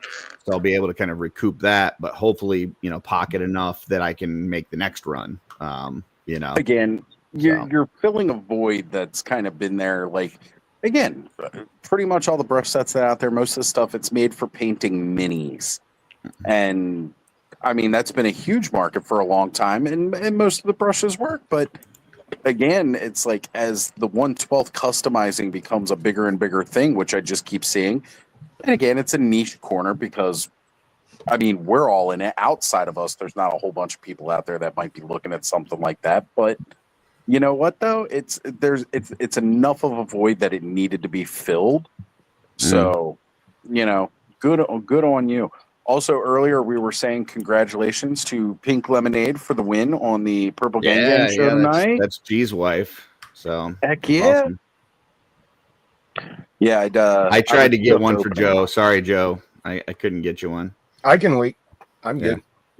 I think what I'm gonna do, I've got to open this one that I got, and I'm gonna do a exploded figure review, and then I'm probably just gonna package it right back up and send it off to you, because I don't feel right having one and you don't. So. I can totally wait, Curtis. I'm patient, man. Yeah. Yeah, he knows he's gonna get. I'm getting everything when the Kickstarter comes out, so it's not like I feel like I'm not gonna get it. Are you gonna get all the colorways? Is my question. Who are you talking to? Me? Yeah, because I know Who you're are you talking to. So that answers my question there. Joe, Yeah, 100%. You turned into De Niro. You talking to me? So You talking to me? That was a Curtis, disrespectful I'm gonna do you a question. favor, and I won't tell anybody that I used your brushes on this, because this is going to be a turd paint job. Just so you know. Gotcha.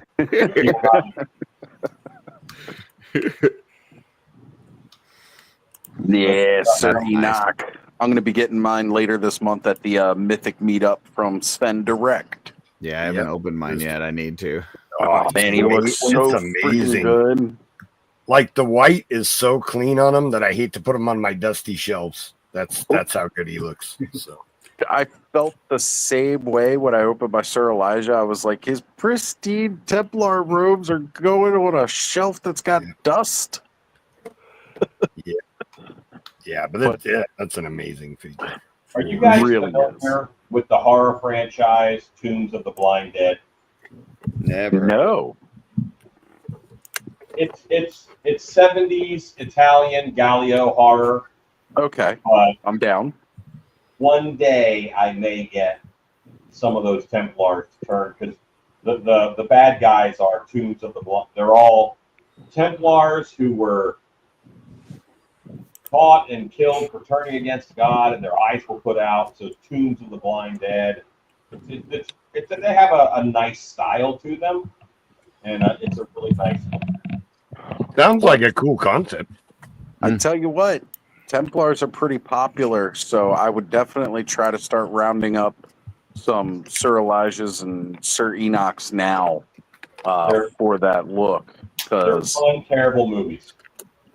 Those are definitely going to be some harder to come by figures over the next year. The longer they're out there, the rarer that I think they're going to become.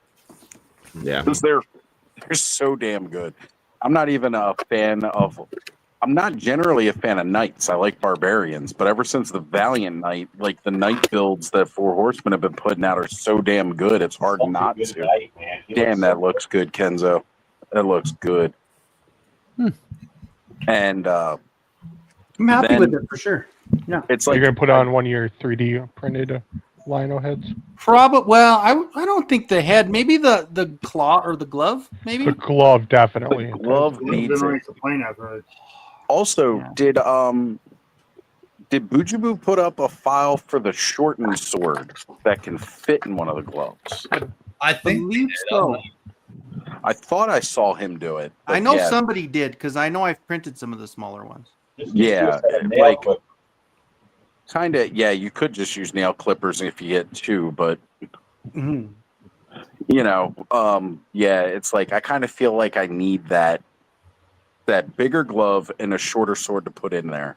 I don't feel right with him only having the one length sword. Dude, I wish don't know. There's so much negativity with all these crossovers. I love these things, man. I don't get it. Like the Turtles of Grayskull, that was like Bud's dream crossover.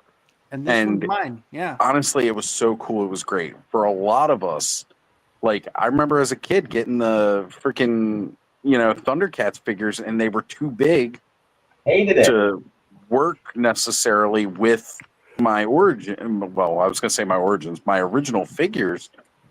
Like having Lion-O walk into Castle Grayskull just wasn't going to work.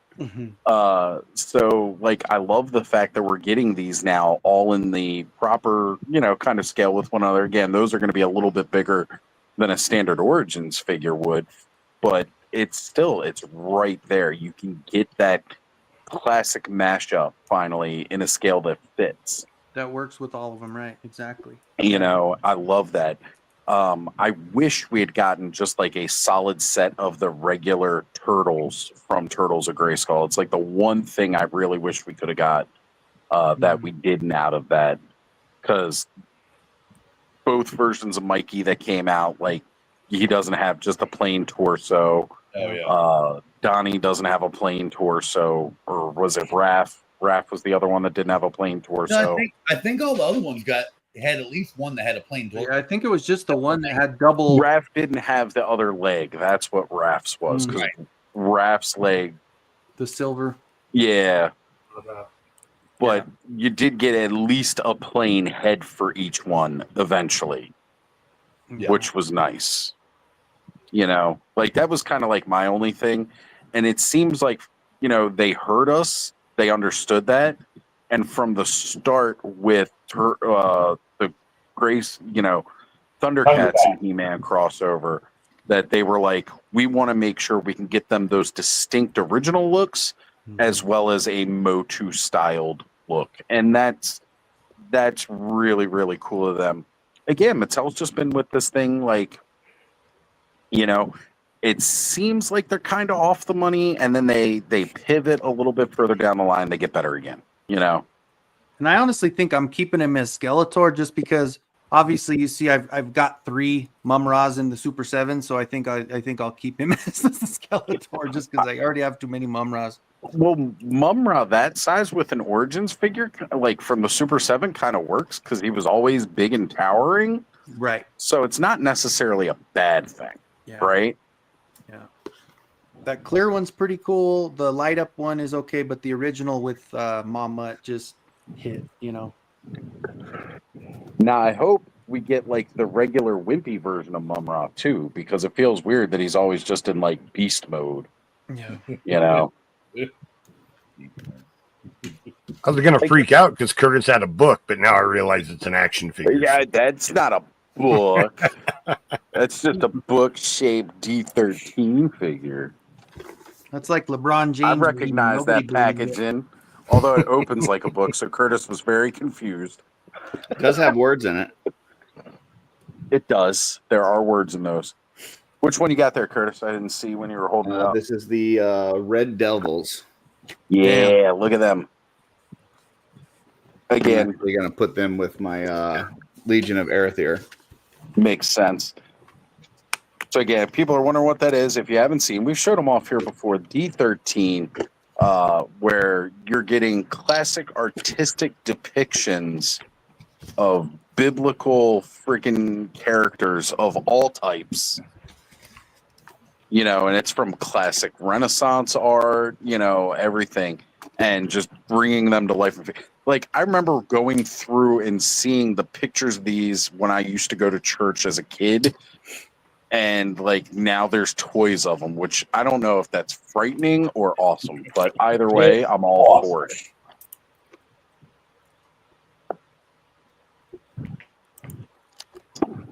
Well, if you talk Plus, to what Alan, other toy everything line gives frightening you is a awesome, so you're good, right? There we go, right? What other toy line's giving you spectral Jesus or black Jesus? None. And if you live in, what is it, North Carolina or South Carolina, then there's just no Jesus. Yeah, Charlotte. There's Charlotte no Jesus. specifically. Yeah. North Carolina and Charlotte, there are no Jesuses. Why don't they have Jesus?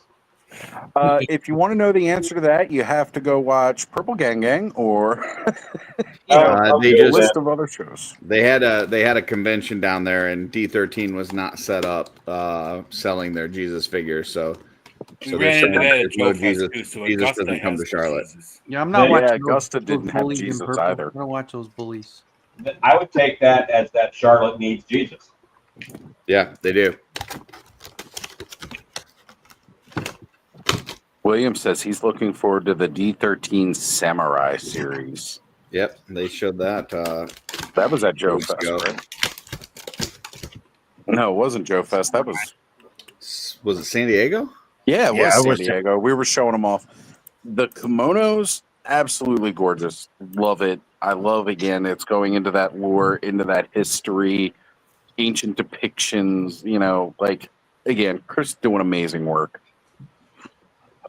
And like, I feel like it's such a good time, too, because, you know, our friends at Spiro Toys are going to be doing Bushido. So it's almost like you have a spiritual successor with that, with D13, to go with your Bushido, since we're getting all these samurai from them. Samurai, but Hold on here. I'll try to get that layout. A little mashup of the two. That's pretty killer. You just can't go wrong with this. You mix it up with a Shredder. You mix it up with a Skeletor. Yeah. Like, it looks good. That's like a straight up Shogun Skeletor right there. Just because that green all matches up, it looks freaking rad like that. Yeah. That's Shogun Skeletor right there. I dig it. And for those that don't know, Chris from D13 Toys, he works for Four Horsemen Studios, but he also does kind of oversees production on several newer lines, like Kickstarter type stuff. Mm-hmm. So he worked on the Armies of Ashmore. He worked on Brutal Realm. There's a lot of the new Kickstarters that have come up over the last few years. Chris is basically running production and quality control over those. So right. And then this is his own line. The D13 stuff is his own stuff. So yeah. I mean, those guys. What I like again about the Four Horsemen is, like, they're not just in it for themselves, and they're not just in it like the culture that they've bred around what they're doing is really kind of what wins me over with them, because they're trying to help everybody succeed, which is also one of the reasons, like, I'm cursed that there's so much cool shit to buy right now.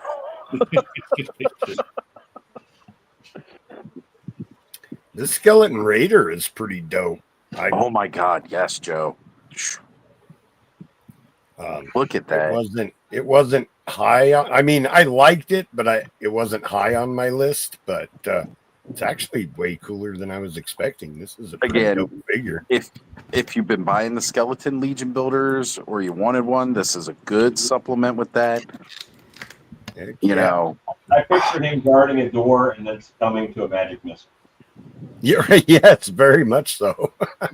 Right? Like I got a couple of the Undead of Vikenfell. I had previously ordered a couple of those Raiders. Again, I didn't realize how much money I got back when I canceled a bunch of my stuff to get the laptop. I was like expecting all kinds of new boxes over the last couple of months, and it's like I only got a fraction of what I remembered ordering. And I'm like, that's right. There was a laptop that needed to be purchased. All right, gents, I'm gonna jump out. Merrick, we're gonna hook up the game and start doing some Vidya games tonight together. So I will see you all later. Appreciate you hanging out a little bit. Later, man. Going on some Thank stuff. you for jumping on with us later. All right, guys. Yep. I'm ready. I've been practicing. Okay. All right. We'll see you guys later. Train up on that Wii boxing skills because he might need them later. There you go. This is frustrating. I wanted to paint this guy in 15 minutes, and now I'm kind of starting to care. I think it's the quality of the brushes that's making me care about what I'm doing. Yep. MCR says, isn't this the best time to be collecting? Now, Curtis and I may have a slight difference in that because we were looking through a wish book on Let's Go Off-World a couple weeks ago. And we were looking at the 85 wish book, I believe. 84, but 85 is a banger too. 84 and 85 are like the two best years. Yeah, hands down, like gotta be, right? Yeah, you had like Star Wars, G.I. Joe, Transformers, Masters of the Universe, Superpower, Secret Wars. Like every single like major toy line when we were kids hits in 84, 85. So that was fun to and watch. I say to you though, if you look down the toy aisle, with some exceptions of a couple of new things, you're almost looking at the same shit on the shelves again. Pretty much, 40 years later. So like you can't really be wrong with your answer. Yep. Back then it was fucking fantastic, and now I feel the one thing that makes it better now is I don't have to beg mom and dad to buy it for me. Yeah. I got my own money to buy it. Yeah, I think I preferred when mom and dad paid for my toys. Me too. But mom and dad would not buy me an $800 dragon. I guess technically dad did because Steve did buy that. But I'm paying him back for it, which is just kind of like, if you buy it for me, mom and dad, I'll pay you back. You keep my allowance a couple of months.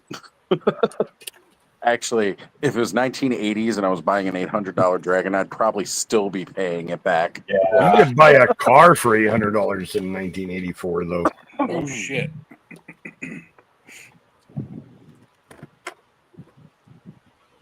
But it truly is one of the best times to be a collector because all the shit we loved as kids is back up on shelves. We got so much new cool shit coming out. And the only way you're doing it wrong is if, first off, you're not taking care of your responsibilities first. Meh. And secondly, if somehow you're not having fun doing it.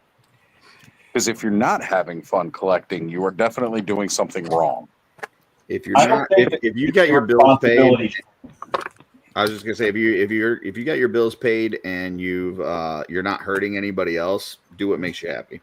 That's it. That's it. Or if you like the cardboard box you live in. That's There right. you go. You know? Yeah, man. In Some of those Nevada, are they nice. won't shut off your power unless you don't pay your bill for 3 months. There you That's go. flexibility.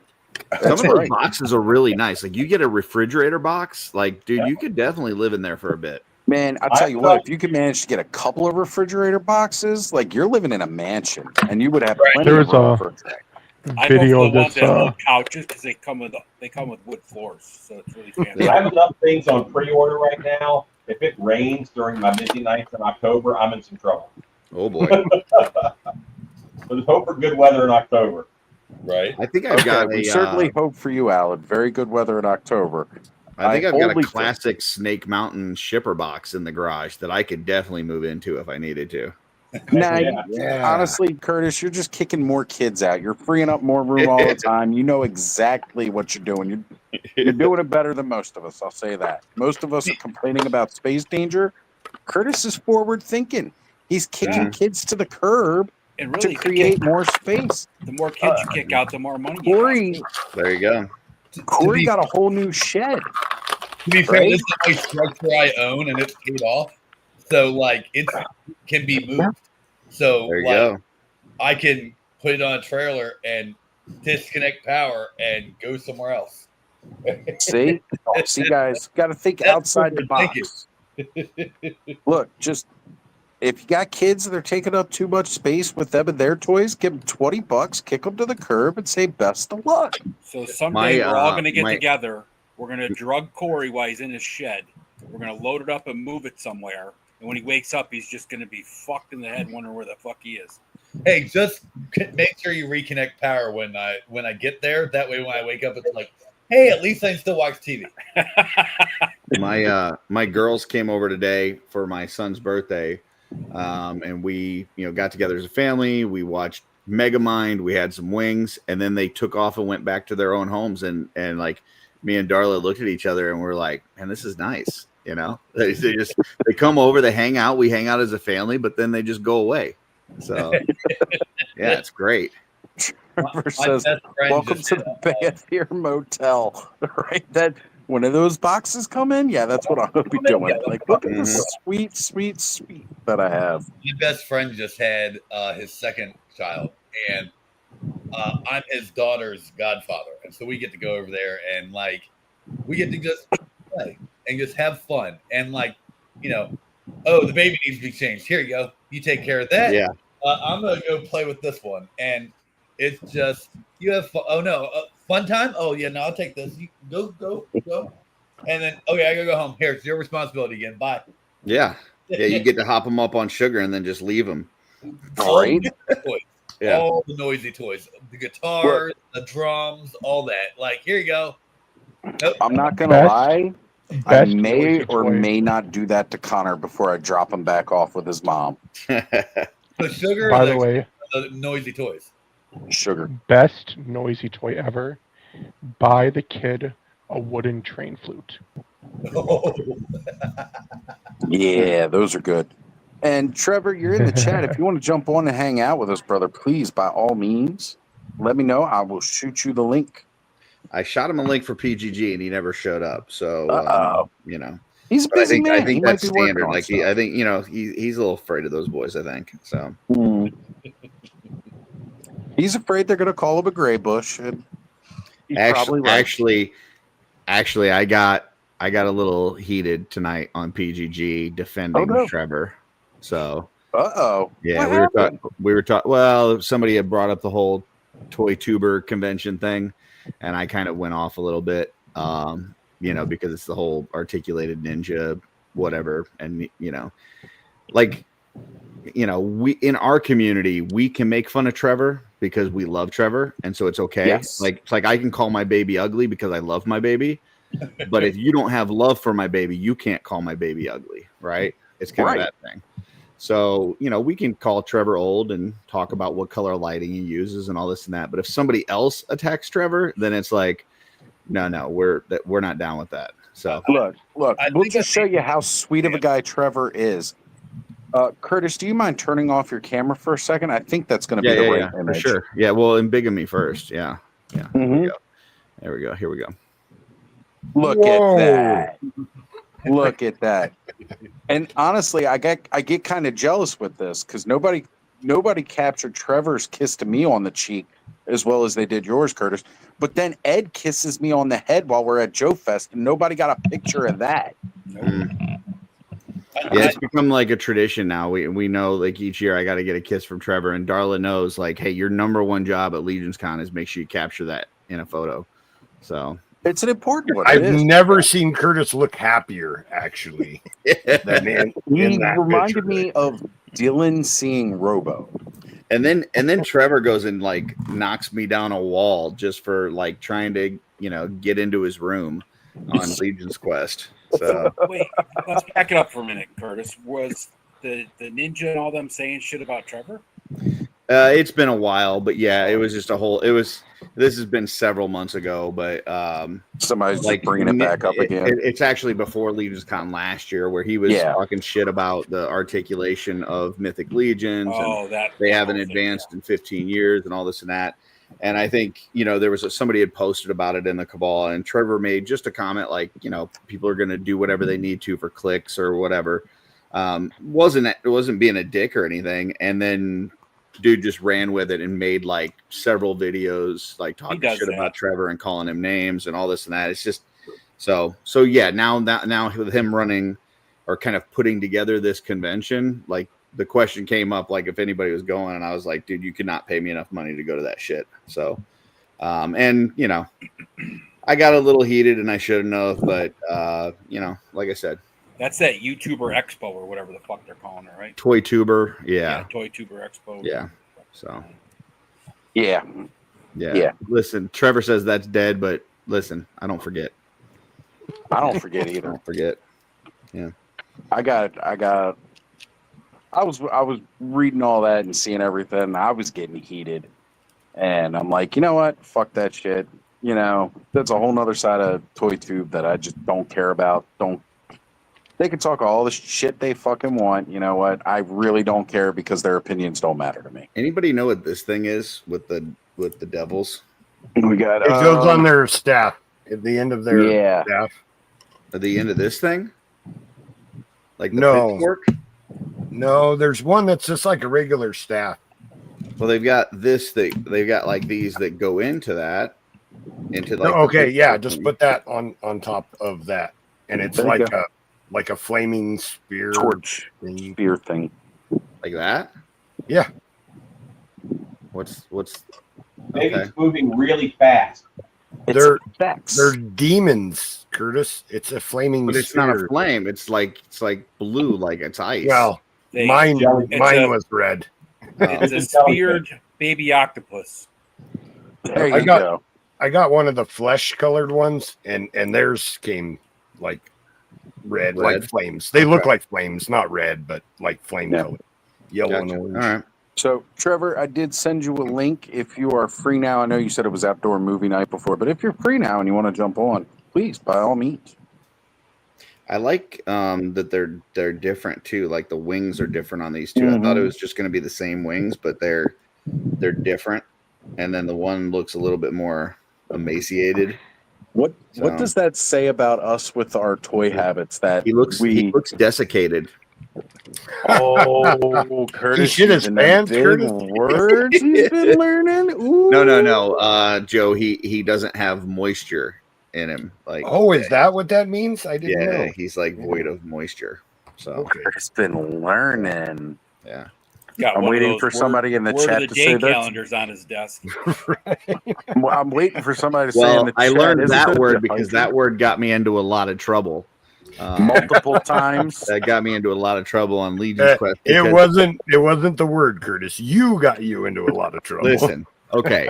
So can you embiggen me for a second? So oh God. Yes, make them smaller. Can you make them smaller? I gotta tell this story. So for those of you that haven't been watching Legion's Quest, it's our D&D campaign that we're doing in the world of Mythos, not official, but whatever. So we're doing it. We've got this guy, like Joe gives us this like manservant, right? And he's supposed to be we're escorting him to deliver this ring to some lady, whatever. And he's like this kind of very fancy boy. Like we're going through the wilderness and stuff. And this guy is not built for the wilderness. Like he's definitely like, he needs certain luxuries and stuff, right? So he's just a whiny little guy, and we don't like him throughout the whole thing. So he's Curtis. No, he's like very. He needs every I love you, man. life and stuff. So anyways, but he starts to grow on us a little bit, and he makes our food. So we're like, okay, if you're making our food, like we're gonna like that. But anyway, we get into this thing where he's just getting demolished by this lady. Like she's hurting him and he's not looking good and looks like he's gonna die. And then Joe says that he's this desiccated word. And I thought he was saying that he was getting shit on. Like he was literally like dying. Defecated on. He was getting defecated on. And so I'm like, listen, as much as this guy's been kind of a jerk the whole campaign, and I'm not a huge fan of him, I'm not going to let him die to shit. Like that's just not a fair death. So I took him out. I did what I thought was right, which was giving him a warrior's death, killed him. And then it turned out that was not the right move because he wasn't being shit on. He just needed some water. He was a little dehydrated. So yeah. So bad vocabulary led to now he can choke on his own blood. And to the point where the rest of the party wanted to hurt me. So they were plotting. It was not good. It was not so good. Just for anybody who doesn't know Curtis, he is full of shit. And that's not at all. I was going to Curtis say 100% knew what that word meant. Because he looked it up. Chiming in. You looked it up. That is some revisionist history. So again, folks, if you want the full scoop on this, you got to head over to Let's Go Off-Worlds. First off, subscribe to the channel. I don't know why they're not over 1,000 yet.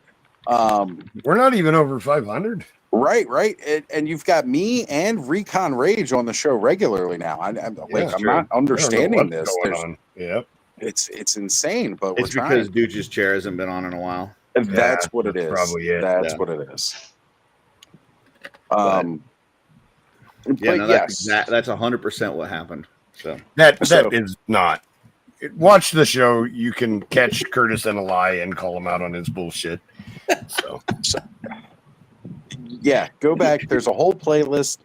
It's currently called Legion's Quest. I'm sure Curtis at some point will relabel it as Graddock's Quest. No one calls it that. The problem is that you say Legion's Quest and people are like, "What is that?" And then you're like, the show with Graddock, and they're like, "Oh, you mean Graddock's Quest?" And it's like, yeah, we really need to rename it. No one says that. Yeah, got you, Madsen. Okay. I have a question. Yeah. Yes. Sure. What movie won the totally rigged action figure countdown last night? Terminator 2 won Best Action Film of the 20th century. Garbage. Respectfully, I think it held up a very safe space. I was supposed to be watching last night, but I couldn't. I was on a bit of crisis duty. Going into it, I don't think it would have been my number one pick, but I certainly think it's respectable. Like I'm not it's made its about mark. That winning. It's made its mark within the action genre. Yeah. I wanted Aliens to win, but Curtis. Aliens is definitely another big one for me. I know I was asking prior to the show if Last Action Hero was on the list, as I feel like that is like the amazing culmination of all of Arnold's movies. I tell you what, if you go and watch last night's episode, it solidified for me. I know there's the question of like who's the best action star, and a lot of times it comes down to Sylvester Stallone or Arnold. And watching that last night and just looking at it, it's 100%. Like I'm a Sly guy. I love Sylvester Stallone, but it was quite clear that Arnold's movies are way better. It's Arnold's world, and Sly hangs out. Right. Yeah, that's kind of like what it is, like what it boiled down to. I mean, I know there was a big rivalry between the two, but let's face it, Sylvester Stallone did an action movie about being a trucker running an arm wrestling ring. That's it's a good movie though.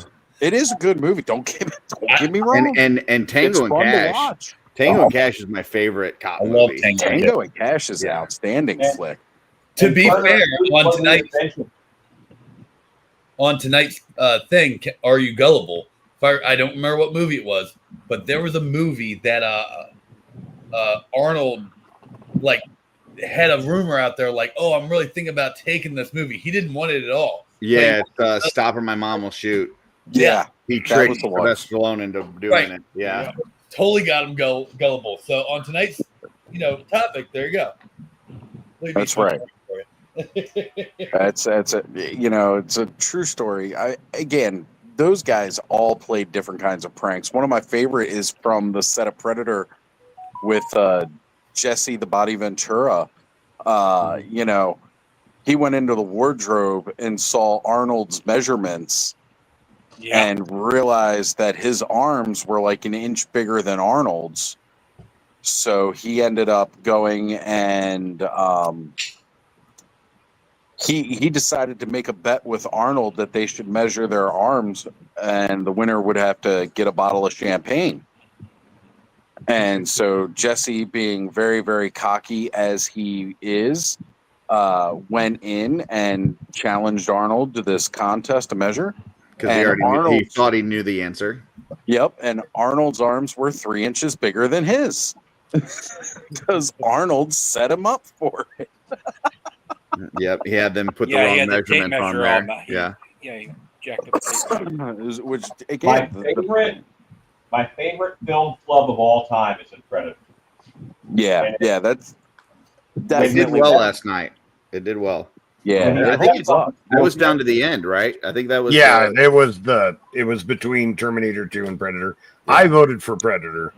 I probably would have, between those two, I definitely would have voted Predator over Terminator, but I could see why Terminator won, because whereas, again, most of us growing up 80s, 90s, rated R really didn't have any meaning. We watched it as kids most of the time with our parents. They were the ones having us watch those.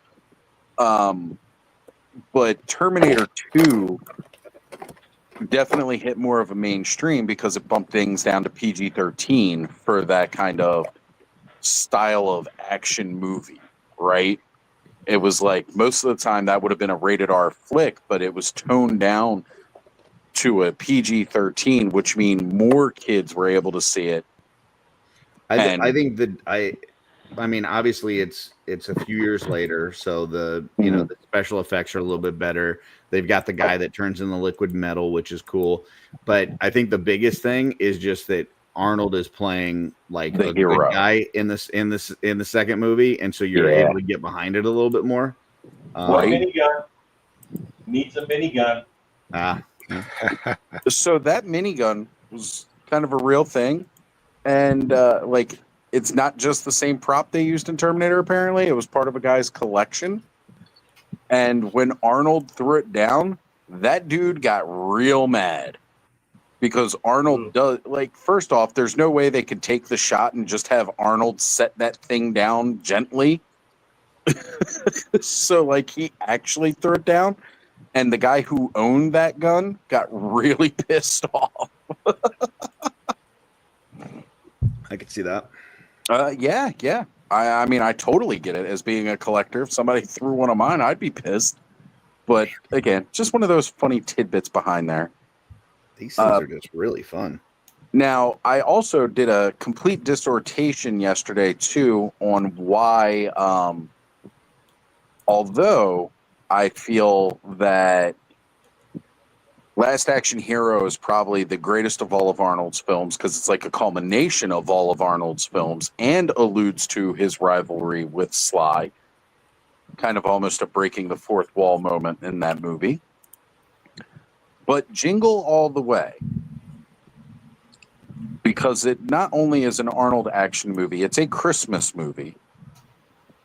And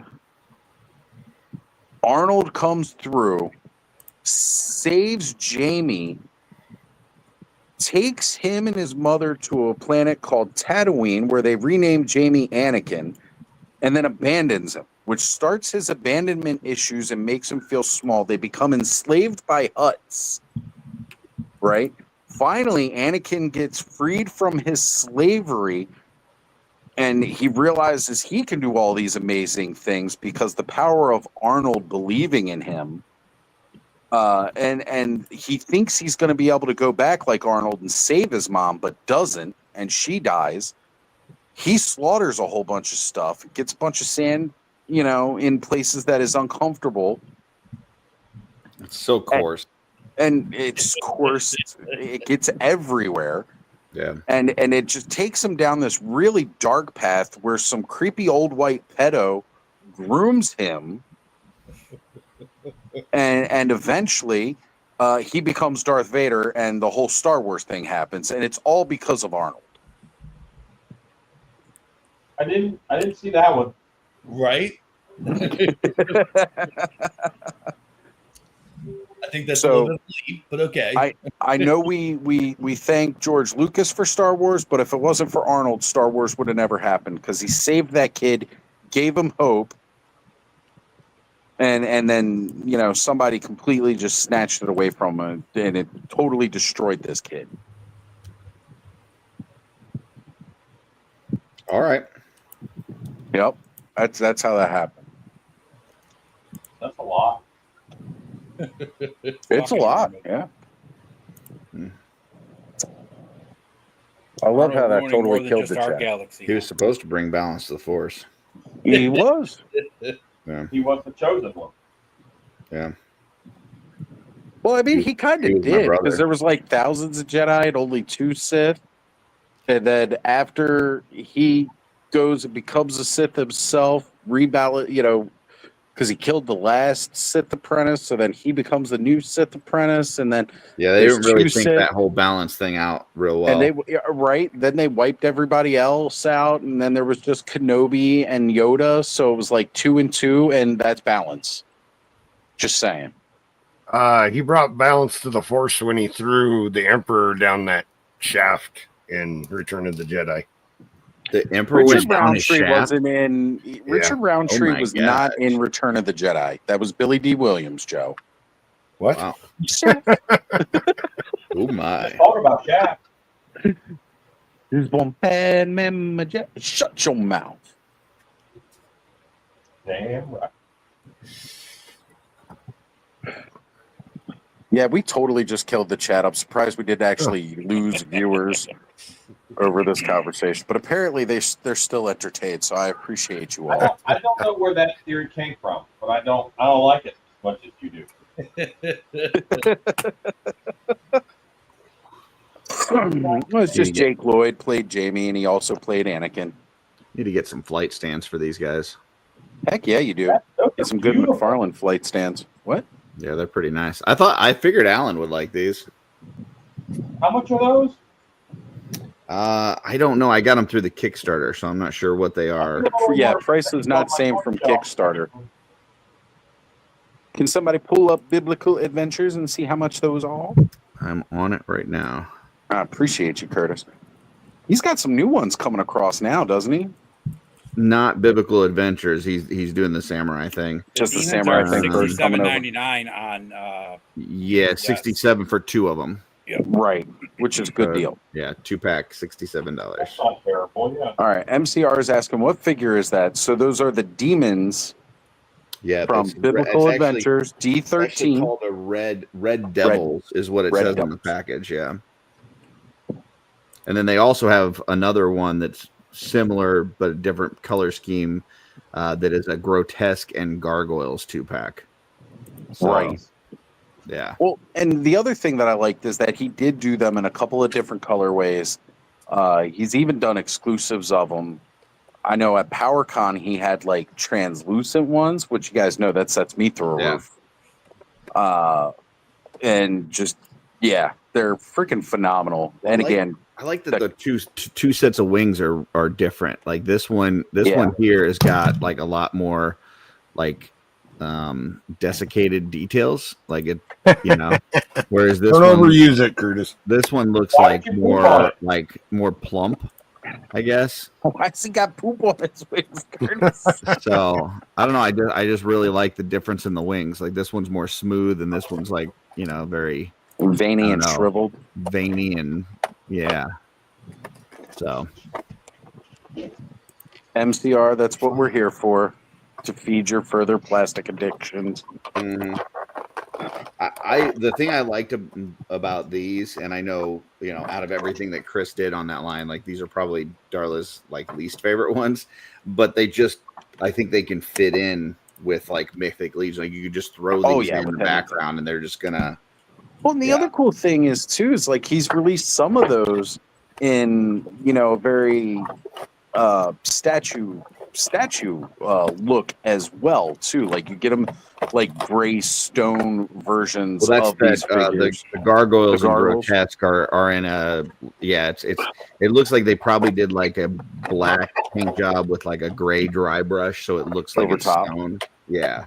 And he's So on done the- it with some other ones too, where it's like the more bronze look with a patina to it as Yeah, well. he did one of the angels like that. I can't remember which one, but I think that was Michael. He had that one at Joe Fest, whichever one that was. Yeah, and again, it's just really cool. Yeah, because Saint Michael. Yeah. So, and that one's 45. Yeah, So is MCR. on the human characters, you got any of the humans? Is the ball joint like the same size for the neck as like Marvel Legends or Well, Joe? Or I mean, whoever? it's I have them, but I haven't opened them yet, so I couldn't tell you. I also They don't. seem very skinny. I don't think I own a Hasbro Marvel Legends. they Actually, are Great skinny. view of the moon right there. I'm So, mooning like, everybody. Here is Here, let me embiggen you. here. Let's try this. Is that Thanos? That's Demon Thanos. Thanos. But it does not pop on. It is just like Well, so Valaverse is bigger than the Valaverse Hasbro's. is bigger. Yeah. Yeah. So yeah, they are more like your 6-inch 1/12 scale as opposed So to they're like more the true 1/12. yeah. But the demons are also a little bit skinnier. But as far as like the neck joint, yeah, it's so. That means But they'll go better with Origin. Yeah, maybe. They've also got some weapon sets too. They've got like one that looks like a Templar set. It's got a couple shields with crosses on them and stuff. That's nice. yeah, I got that one. It is actually a cool weapon set. Some of his accessory sets, like the Arc and all that, were really nice looking. Yeah. Well, and like just the blank bodies. So you can get 5 blank bodies, different colors, $115. Yeah. That's Like- why I was wondering about the Yeah. neck joints, because I know he was selling the naked bodies. Yeah.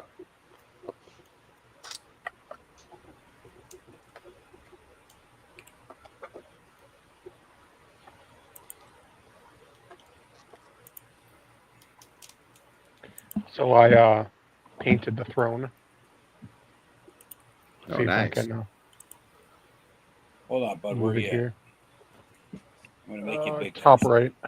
No, I'm looking for you at the bottom. There you are. Ah. Okay. Oh, yeah. Dry brush some Much better. color into that throne. That looks good, man. Yeah.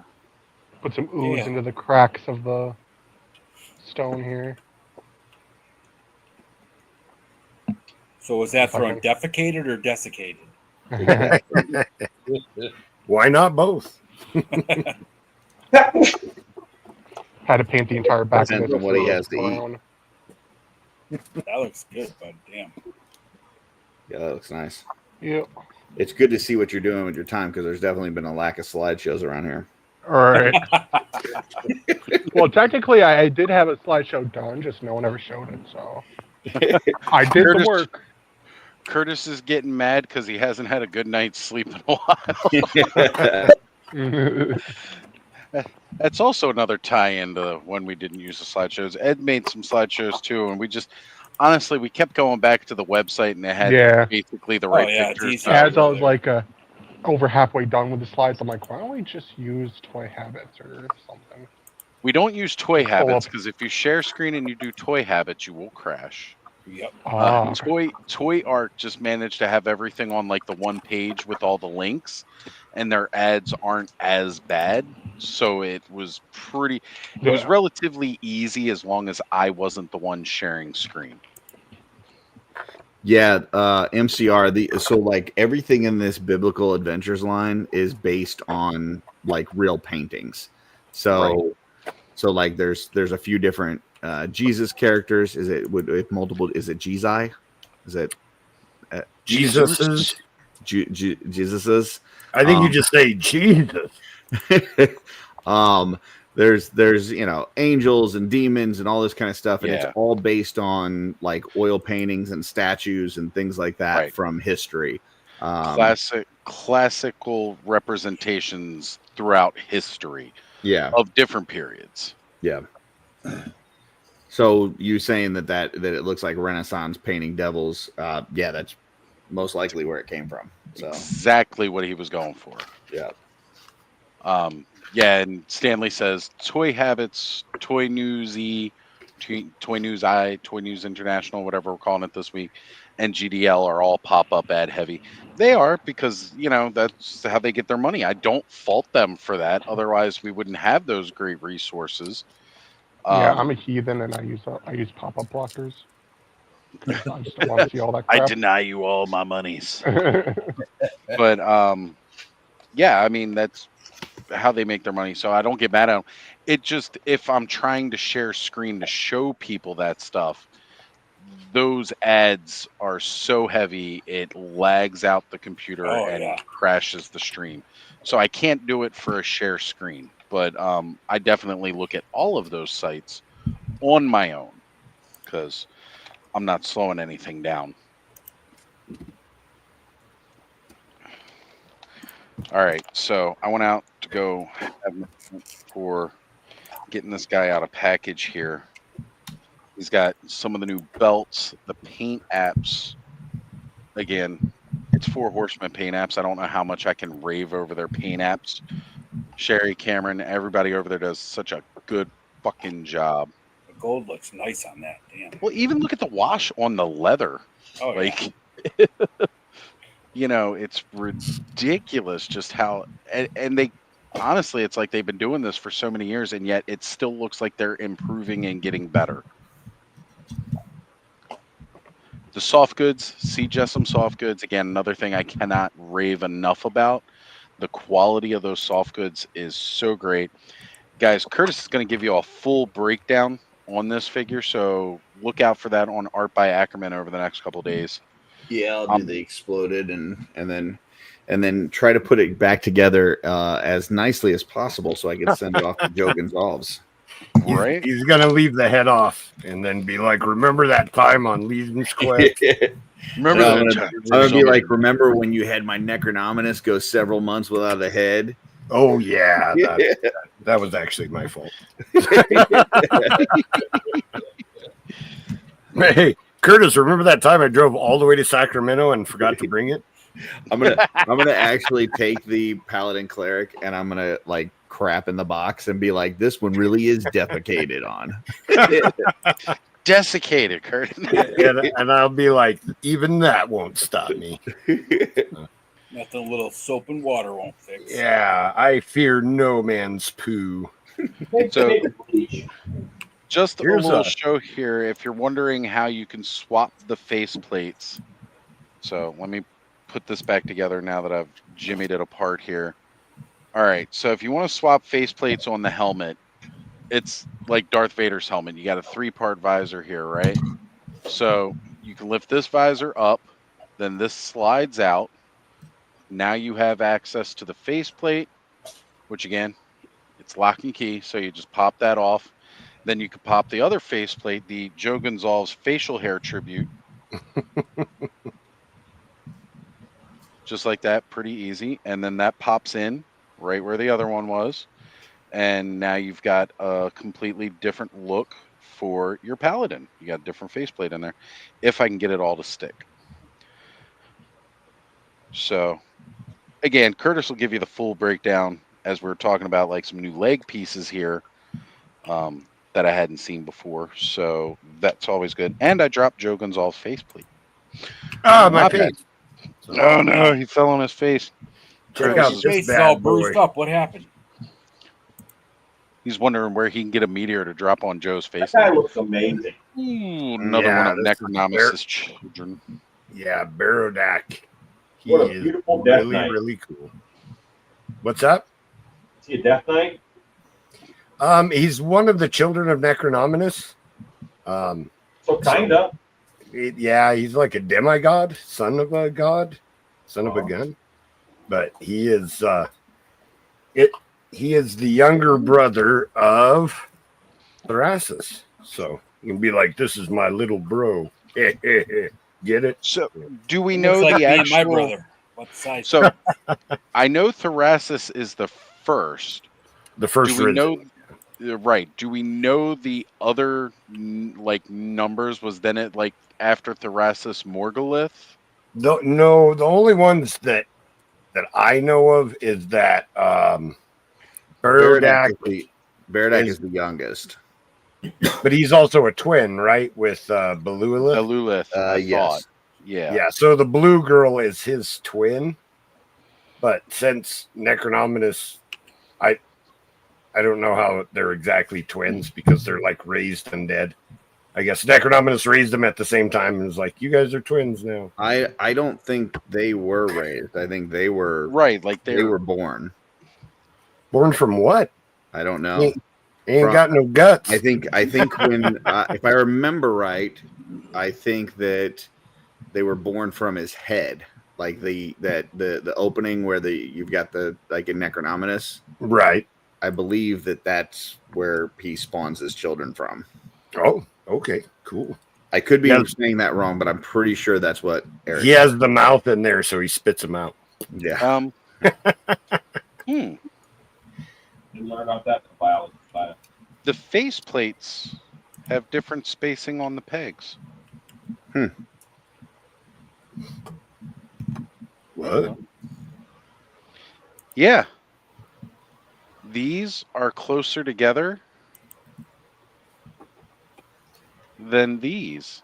And I can't get the faceplate to go For on. the same, like, faceplates from the same figure?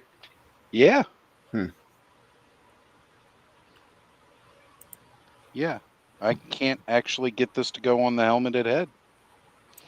I thought I was doing something wrong, but it fit perfectly on the chainmail. Time for a dribble. Screaming. Curtis, He you'll have stepped to on let a me- D4. So. Yep. Yeah. Kid You'll have left some Legos laying around, and he's like, Oh my god.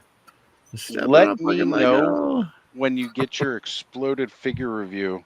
Yep. I mean, I could wait until I watch it, but just shoot me a message saying if I don't want to like keep trying to force it and break it.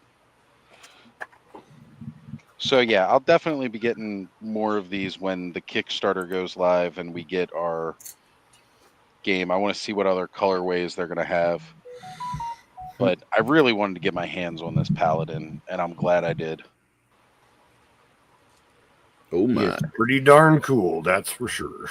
Like I said, it's like I've already got this head, like, you know, with Dubon. I've got 2 of these heads, and yet this one just looks so much different, and all it is just different paint apps. Like, But Dubon is really a ranger. That guy is a cleric. So. I'm sitting here looking exactly. all around, and I got a flight stand sitting right next to me. Duh. You dummy. You big gimme. William says in the chat, he says 1/12 soft goods are coming into their own. Yeah, they are. I mean, again, there's a lot of good Stup family crafts. Again, see Jessam. Even just what's the one that's on Etsy and eBay? The GPS lots. GPS lots. Yeah, that's the one. Their stuff is excellent because it's reasonably priced too. Oh, yeah. Right. I mean, there's also a Darla Ackerman that does really awesome ones as well. She does. You just can't get them. You can if you go to Legion's Con. I'm saving the best for last.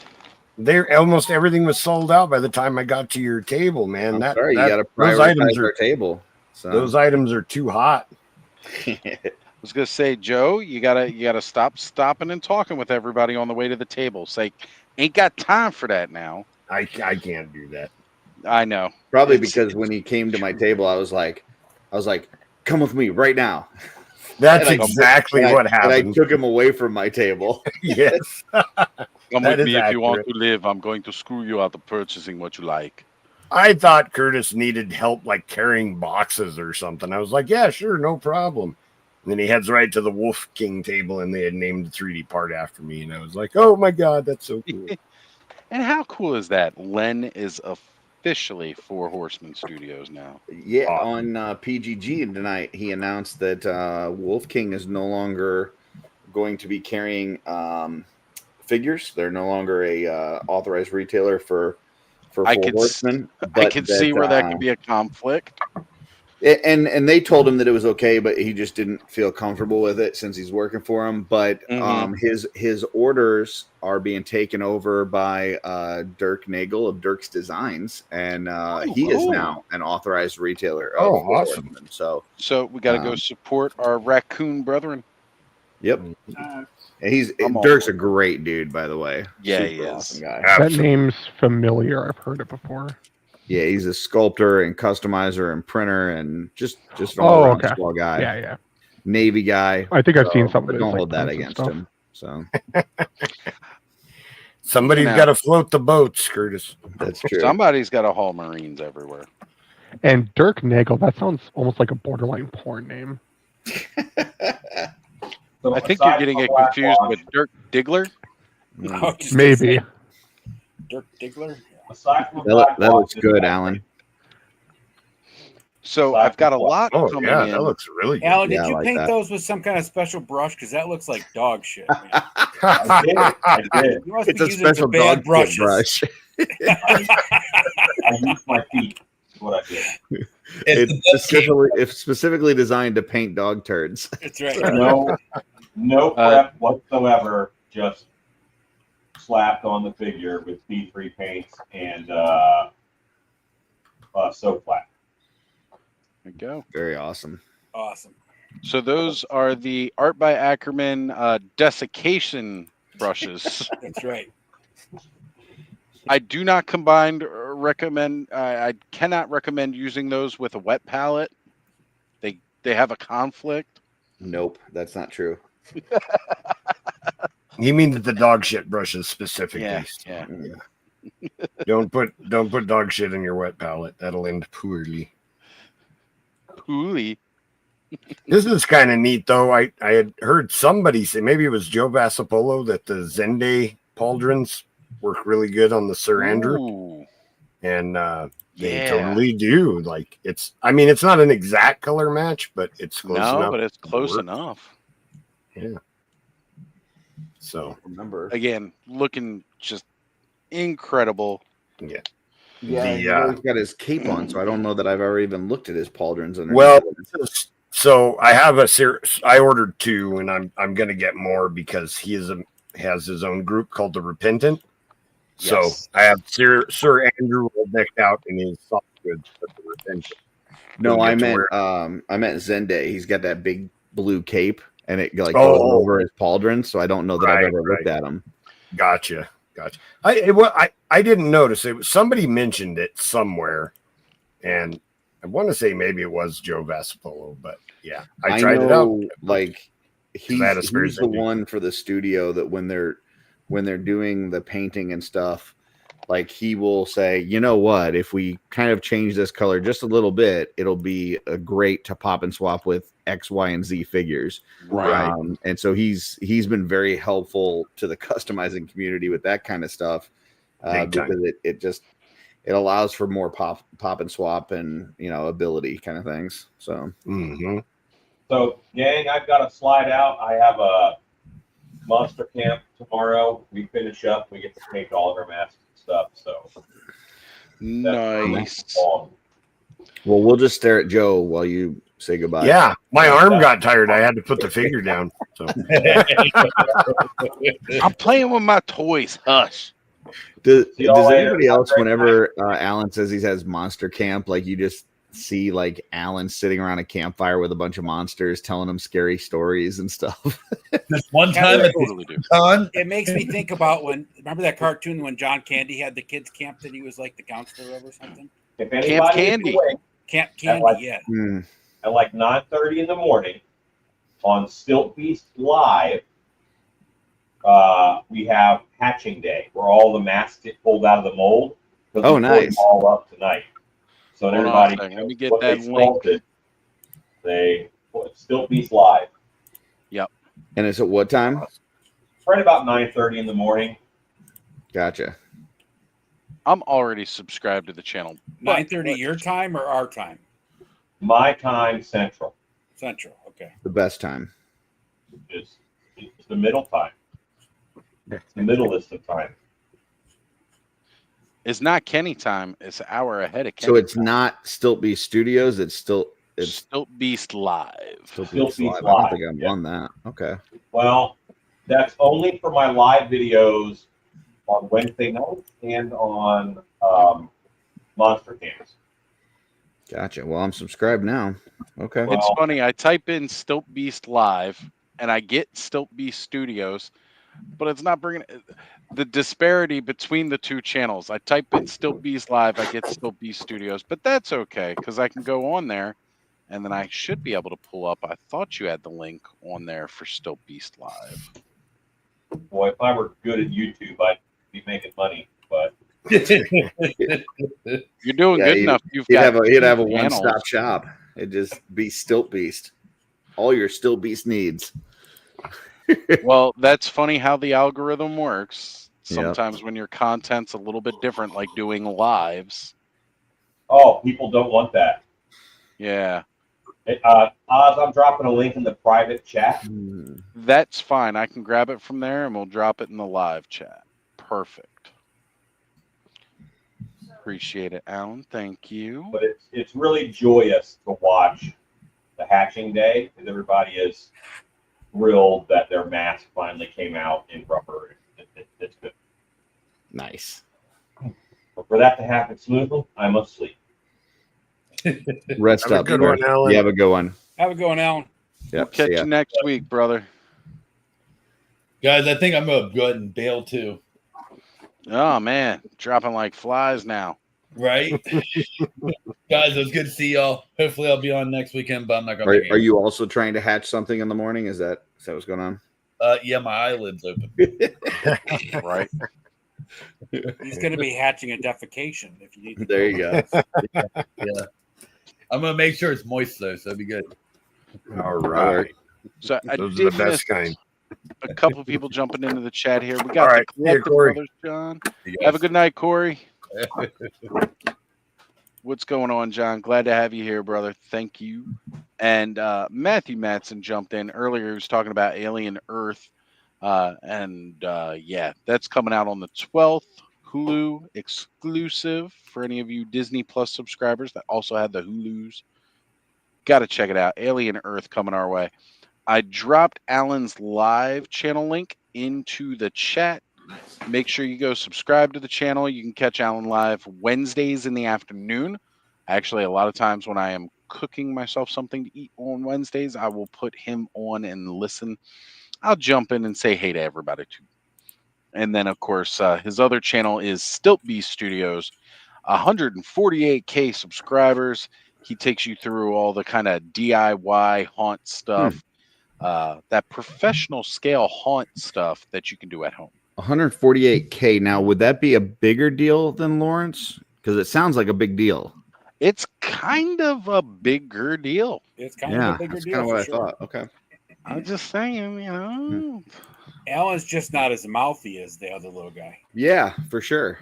For sure. Right. Yeah. But I mean, yeah. I do know that Punk is a big deal because I hear him say it all the time. Yes. So all the time. Yeah. He wouldn't tell us he was a big deal if he wasn't a big deal. Oh no. He just wouldn't. But we love Punk. We do love our Punk. He's a great guy. And we appreciate all that he does for the community, including Figure Obscura spoilers. We really appreciate that. We've almost actually set up a time for us to talk.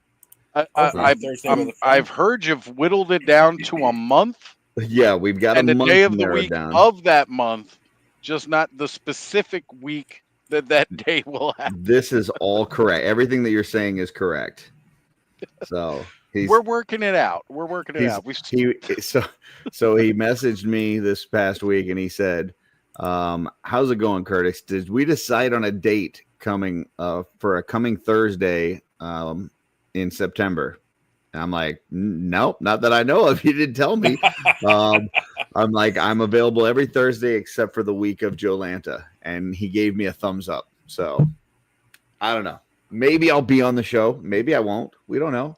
We'll find out. We're working at that slowly. It's been a year building this, but you know, we'll get it. Well, because the first time that I ever saw his show was when Joe was on. When was that, Joe? Is that like 6-7 months ago?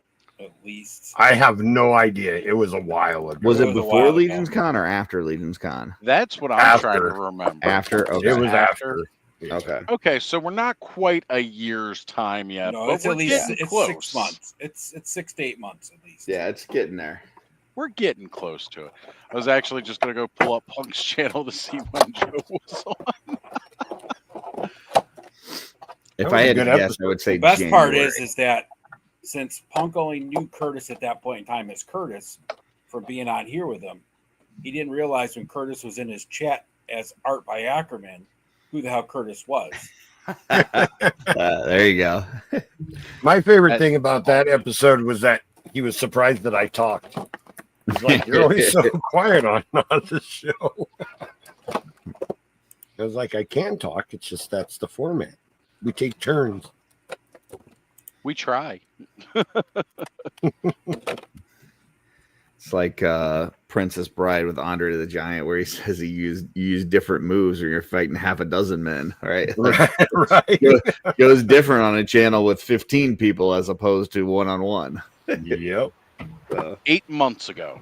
It was eight months ago. There you go. Dig it.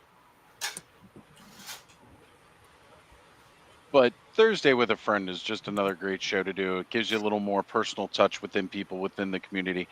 And again, like it's we talk so much about our collecting habits when we do streams like this, when we go on other channels, where Thursday with a Friend is more about the person than what they collect. Well, I know he likes to talk about skateboarding, and I never did skateboard, but I do have a rollerblading story that I will share with him. That I think he'll love that. Well, yeah, I think he'll enjoy Lawrence my really rollerblading loves is story. any story that will lead to him talking about himself. So. There you go. Yeah. Oh, you used to rollerblade? I skateboard for real. So, Yeah. you know, that kind of thing. So I'll tell him my rollerblading story. That should be a good time. Absolutely. If you're ever on the show. Yeah, if I ever make it. So if we get that far. I think that I will be on a Thursday in September of some year. I don't know which year. I don't know which September That's a good or which point. Thursday. We never did narrow down Yeah. the year. Yeah, He said September. He didn't specify 2025. correct.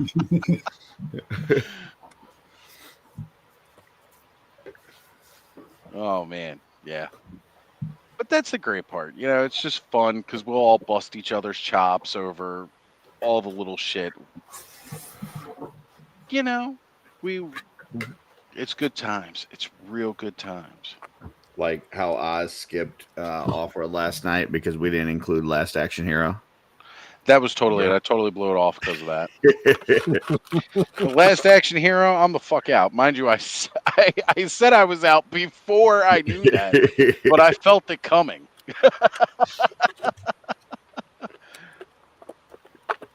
So, again, as being that it's a cleric, he comes with a book, spells, that's attached to a chain. That extra mile of just making it an actual chain. This is not plastic. This is metal. And I could fully tell that because I set it here on my laptop. My laptop's got one of those magnet locks. And I was almost not worthy. I almost could not lift the book off the laptop because it was stuck. I was like, nope. And I'm like, don't break the chain on your computer. That's going to be the dumbest thing in hell.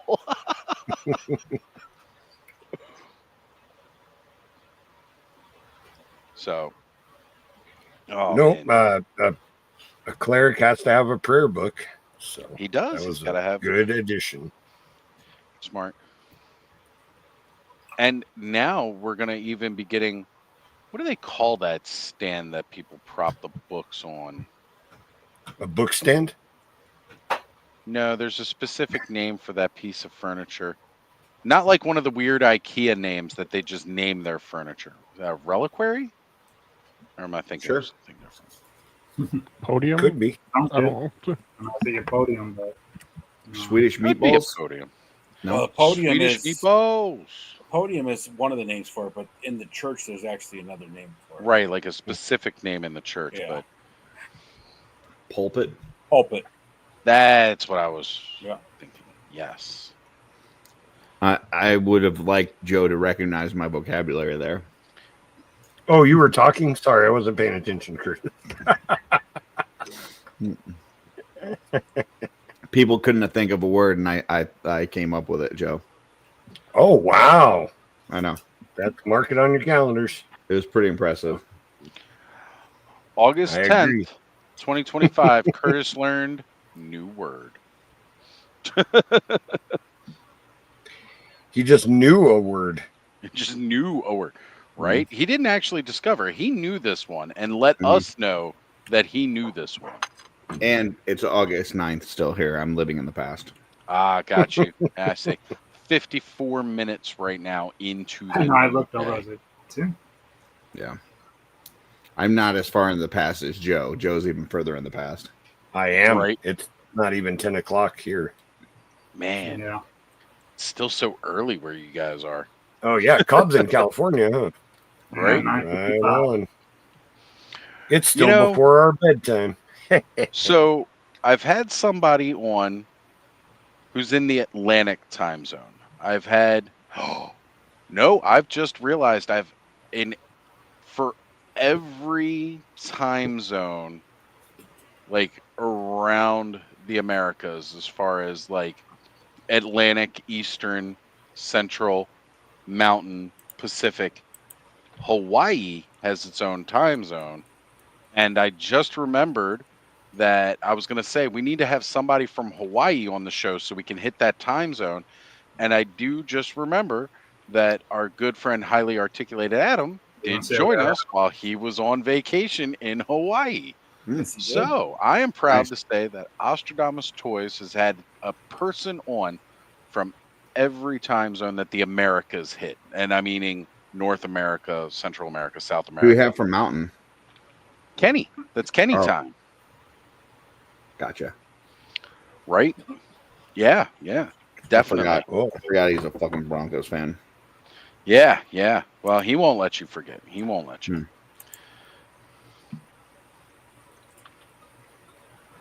Man, I don't know whether to keep him as a paladin or rock him as a cleric, because I got a lot of knights. So I don't know if keeping him as a paladin's the right deal. Maybe I do him as a cleric, spellcaster, because I did just get. You could do Oh, them like all the same D&D arrows parties at- I'm in, which is that you don't need heals. You know, Healing's for suckers. that's right. You just need to manage to convince the DM to chill on the action long enough you can get a long rest. That doesn't Or work. just have all the mobs attack one guy, so that everybody else can get their shots off and kill him. The one guy that does this. I'm running in by myself so that I can die first and then try and blame it on the GM. I mean, Curtis is doing DPS, the standard DPS thing. Unfortunately, he No, doesn't have you to- spelled dumbass wrong. well, my apologies, Joe. And you know, I mean, Fern's a good tank. He's just not activating all the aggro yet. Here's the thing. In D&D, if you're in somebody's melee range and they move outside of it, you get an opportunity attack. So they're probably not going to leave. If you get close to them, they're not going to leave that range, which means they can't just run up to your, spellcasters and stuff and just take them out. So I'm doing what needs to be done. I'm really the hero of the story, is what it is. Doing your job doesn't make you a hero. I think it kind of does. I'm saving people's lives. Or ending them in a heroic fashion. Apparently not. So You're gonna get yourself yelled at again, Curtis. Stop. William says the sun never sets on the Oz Empire. The Oz Empire, awesome verse, I'm not quite in Imperial Empire status yet, but we have an awesome verse. It stretches far and wide. And yes, Leroy Jenkins. Sometimes that's about how it goes. Yeah. That's how it's gone the last couple of combats, I'm pretty sure.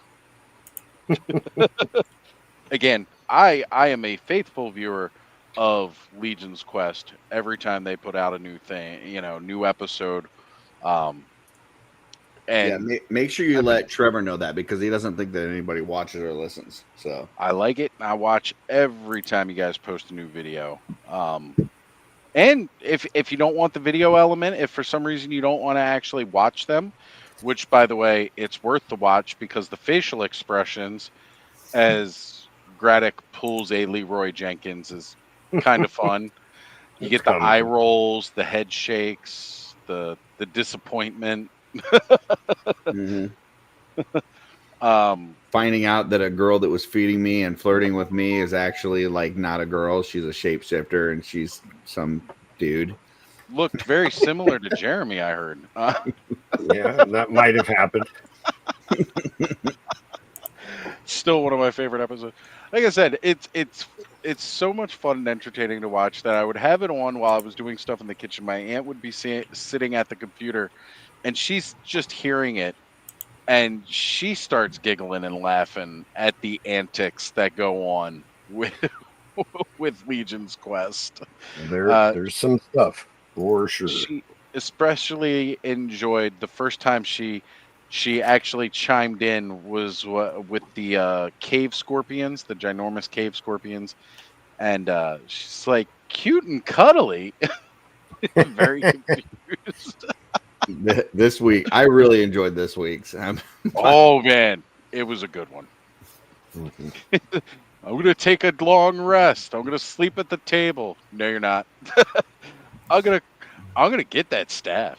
Yeah, I wish Joe would have worked with me a little bit more. I'm trying to get into the room. He's like, no, they locked the door. We've never once locked the door. In the history of the show, we've never once gone into a room and locked the door. But somehow this time it's locked. I'm like, okay, all right, sounds good. You've never checked the door before. You don't know if it was locked. You've never said that we locked the door, and we've never said that we've locked the door. We're in a house where the only people in the house are us and the other people that are with us. But all of a sudden, we're locking the bedroom door. It's an inn, and previous episode, spoiler alert, assassins came after them. They locked the door, Curtis. Nah. So also, folks, try to think of a big green orc stealthily going down a narrow hallway with 4 guards. Stealth might be an exaggeration. Thinking he's pulling this off. A half orc. So I'm also like, and I was a half ogre orc. So I'm like tall too, right? He's tall, bulky. And I rolled a 4, so I'm clunking down the hallway, like trying to be stealthy. Yeah, thinking he's acing this. Yeah, like that they can't see him. Yeah. While there's 4 guards standing there watching him hug the wall. Yeah, I did a good job of scaling the outside wall though. Yeah, Trevor found me. Brute strength can get you pretty far. I'm saying it may take some time. And Ray Black has finally joined us this evening saying, I'm late, but I am here, and we appreciate you for it. Thank you very much, Ray. Never late. You arrive precisely when you're supposed to. So, agree. Which, I don't know if I'd sent... I know I sent Joe. No, that's right. I sent Curtis the one about the pickpocket. I'll come across some ridiculous D&D stuff every once in a while. That was great. I'll send it to Joe.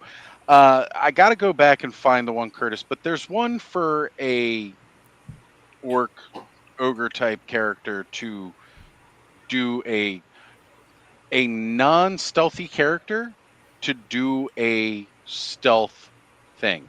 You got to roll for intimidation and make them intimidatedly ignore the fact that you're there.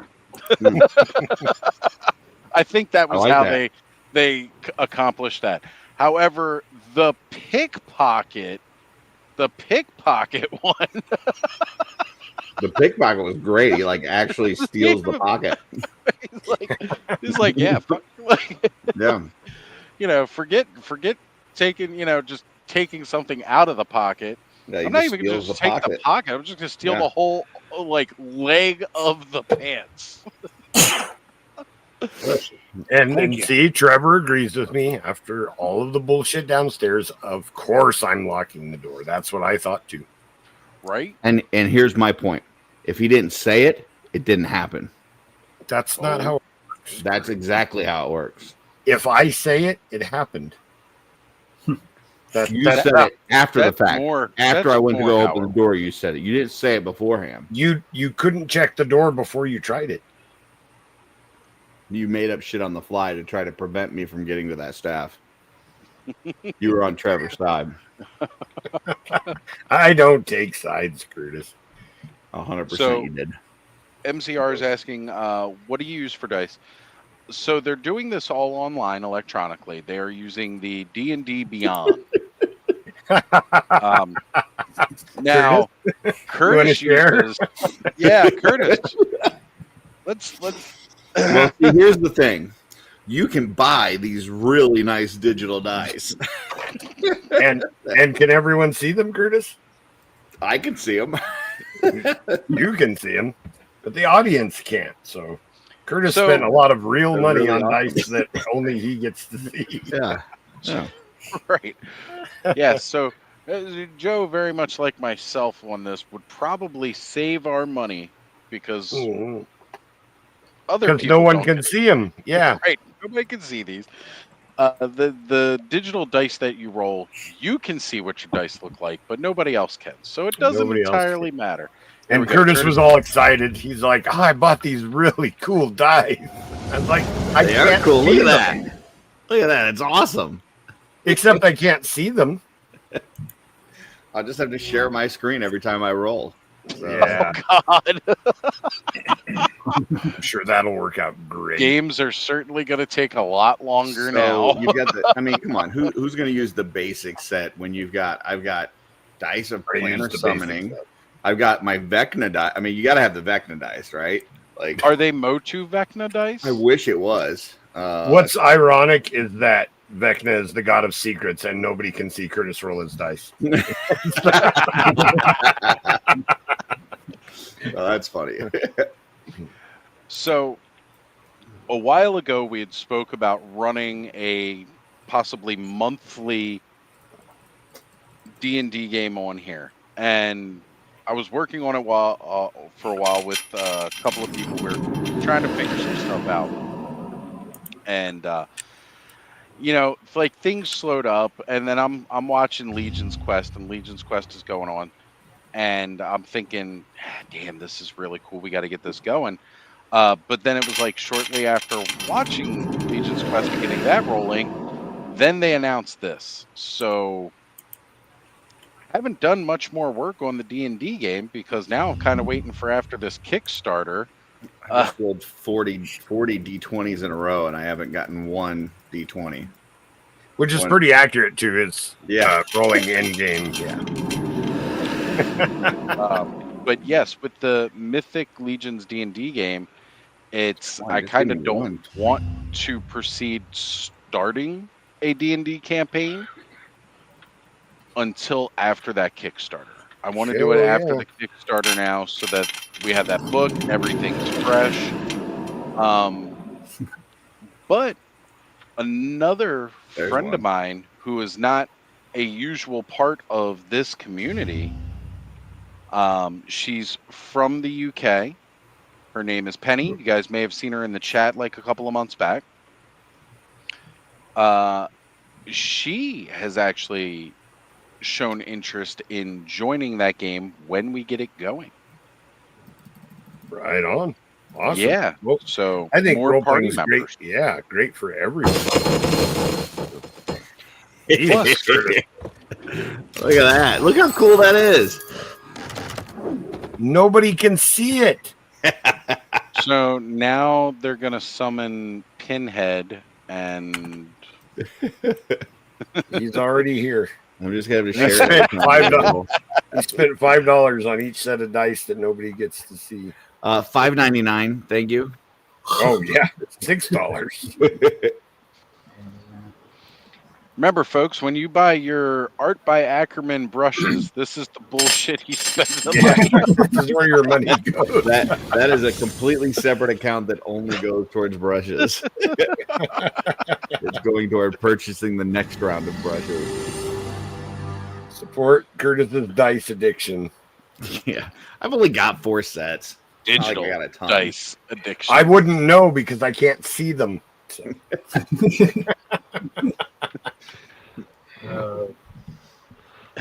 Yeah, he says he puts in a winky emoji after each throw. I mean, but yeah, it's 4 sets, so it's $24. I mean, I've wasted $24 on stupider shit for sure. Yeah. Yeah. I can back that. So. I've thought I've spent $24 wisely until looking back on it after the fact and realize I spent $24 on some useless shit. I've bought travel toys that I know I will never use after I open it the one time. That's how we be as toy collectors, unfortunately. Yeah. Sometimes. I'm just giving Curtis a hard time. If those Always. dice make him happy and roll ones on a regular basis, then I'm happy for him. I concur. But yes, there definitely will be a game that will be played on Clubhouse. I think we had set it for once a month, and that makes sense. That way we get our normal, like, these kind of lives. Or maybe we'll do it as a pre-record and then post it because, sometimes when we're trying to do, or at least what I've experienced is, doing it live can be a little bit more distracting for everybody than doing it as a pre-record. But the kind of concept that I wanted to do was to somehow get the chat involved with the game while live, kind of thing. So that's like Joe's worst nightmare. Yep. Like, I can hardly get Curtis to pay attention as is. Pre-recorded. We've done a couple lives, and Joe hates it. He hates it. Right. I hate it because, like I said, it's hard to get you guys to pay attention to begin with. Then you add in the chat, and they're like chuckling and reading chat and not paying attention to what's going on. So, right. Yeah. How many participants? Well, I think that will be kind of something that I'll leave up to DM to see how many players he wants to have at his disposal. I know there are quite a few interested, but we'd always be looking to try and make sure that, it keeps it at an even pace. Because the one thing, Todd said, if you only play once a month, nobody's going to remember what happened last game anyways. So you can just have people go in and out.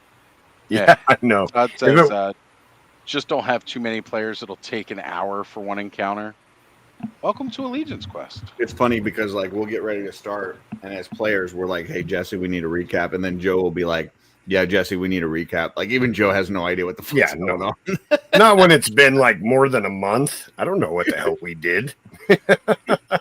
Hey, look, before the new episode drops, I tend to go back and try to re-listen to the last one because I forgot. I don't know how he planned tonight's encounter if he doesn't know what happened on the last one. Oh, that's right. He doesn't plan. Yeah. He just wings it. Planning is overrated. Yeah. Not like you guys are gonna follow what I have planned anyways. Hey, we do this show weekly. I never have a plan. I just kind of hit go live. Today's the idea for today's thumbnail with the "Are you gullible?" literally came to me this morning. So, that was it. Curtis is exaggerating a little bit. I do plan. I just have a tendency to forget what we've already done. I know what I want to do. I just don't remember what we did.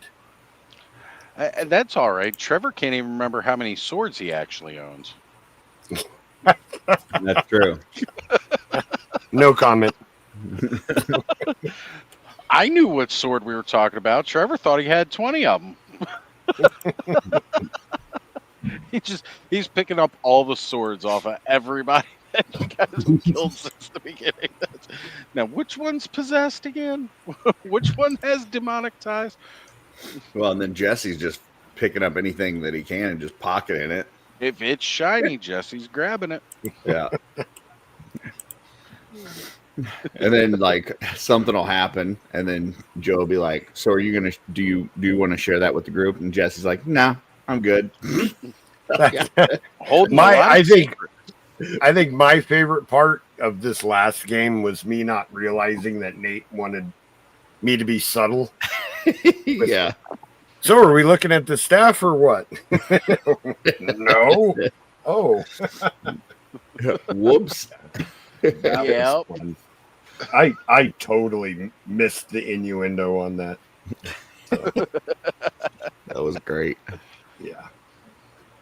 And kudos on having Bill join in as a regular member of the game now too. It's kind of cool.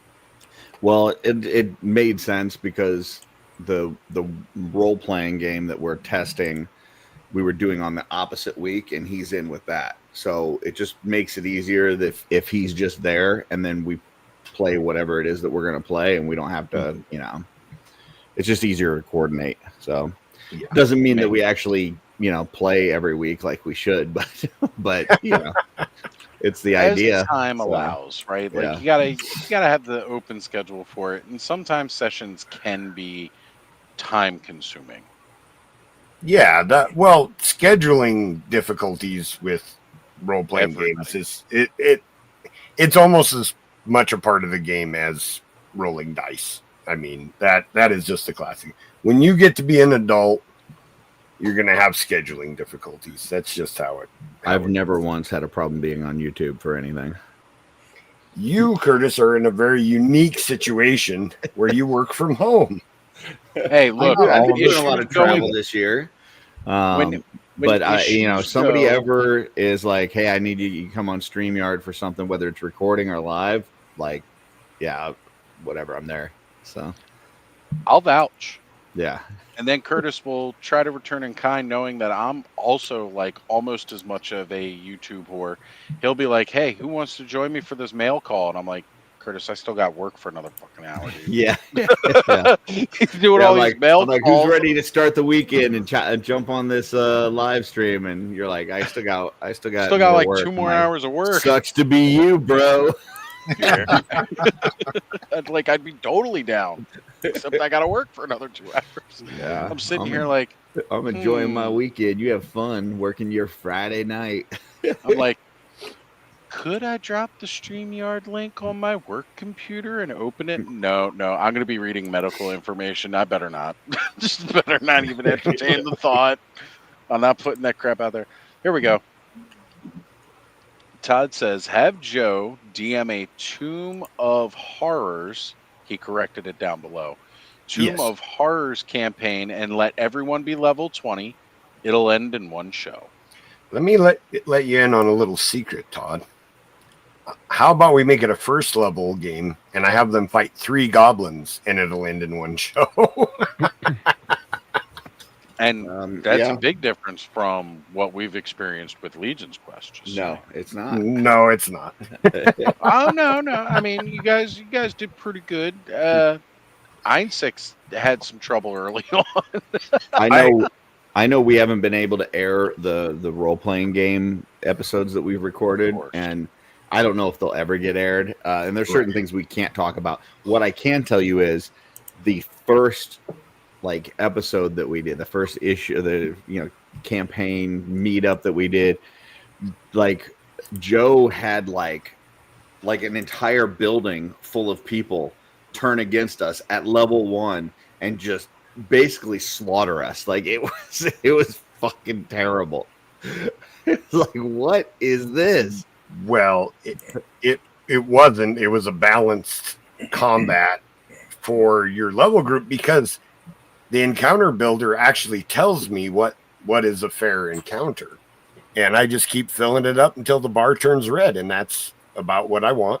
And then he's putting his faith in technology And he says, well, the technology says this. So it must What be I'm doing is putting my faith in the players, and that's where the error is. My judgment. Yeah, you get these guys that are playing in a game that we've never played with characters we've never played at level 1, and he's like, okay, there's 5 of you. Let's bring in 10 mobs, and we'll make them all like do massive amounts of damage. And yeah, So they all have like 7 hit points. So you guys should have been able to kill each one with like 1 hit, except nobody hit. we can't get to them because they're like way far away. And you made remember on that one? No, forget it. Remember on that one you made the room too big. Remember you had the square screwed up, and so you had them like shooting. It took 2 turns just to get to them, and meanwhile they're just like crushing us with their bows. So Yeah, I did make the room too big for the group's skill level. I'll admit that. So I've been playing 5th edition for a long time, and I've never seen as many death saves in a year of Legion's Quest as I have in like 8 years or 10 years of playing 5th edition. So it's fun though. It's a good time. For me. yeah, it's fun for you, and that's all that really matters. That is all that really matters to me. We're having fun with it, but it's a learning experience for everybody. These guys are new to gaming and stuff like that, so I'm pretty much a natural though. Natural pain in my ass. Joe, just remember, in the chat, you are more than welcome to summon a meteor at any time at Curtis for no reason at all, other than just because you want to. It wasn't for no reason. Like, no, I'm saying now. Feel free. Oh, okay. Yeah. He's in the clubhouse chat. No, he's fine. Drop He hasn't meteor done anything meteor worthy today. All right. But So- that day he did. Meteor than what? Exactly. That's exactly what gets him knocked on the head. Yeah. Joe's favorite one is when he says that the bad guys are holding a rapier, and I say, rapier than who? Yeah. Yep, that's one of my favorites. He loves that. Todd is asking, when is Mythic Legion's RPG dropping? The Kickstarter will go live in February. That's what Jeremy said. Right. That is the plan. That is the plan. Current plan. We know plans can change, so We don't know hold plans it all change. to us. Yep. But this is what has been said. Check out Mythic Conversations on Wednesdays. You can actually go to the Kickstarter I right was now. gonna say.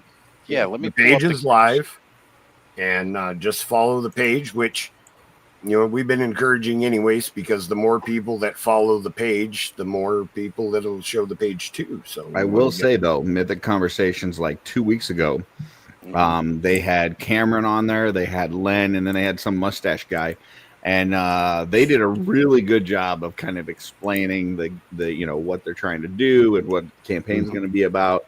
I mean, the mustache guy didn't seem like he knew as much as the other two, but he didn't know anything because no one told him anything before the show, so he just went on there and winged it.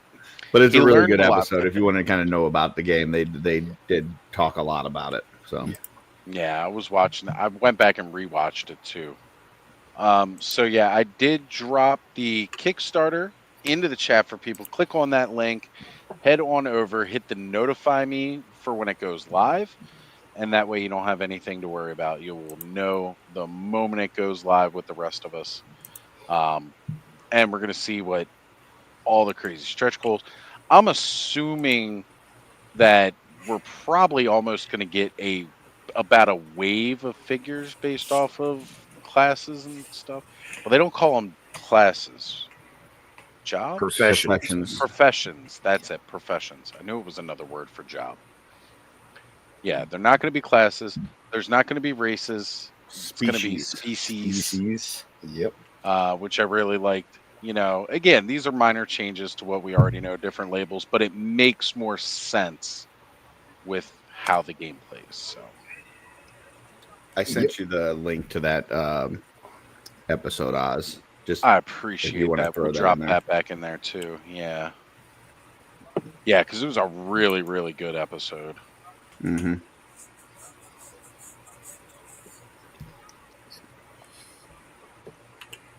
Up here. War Chest is here. He is. War Chest. Actually, I got to go in and I want to highlight him. And Steve is here as well. Let me know if you want the link, Steve, if you want to join us. Yeah, but Steve didn't say Steve is here. No, he said, hey, hosers. Yeah. Letting us know Canada is here. But War Chest did say War Chest is here. So. War Chest is here. What's up, brother? Good Which to have sounds you. like a very Punk thing to say. Like Punk would be like, Punk is here.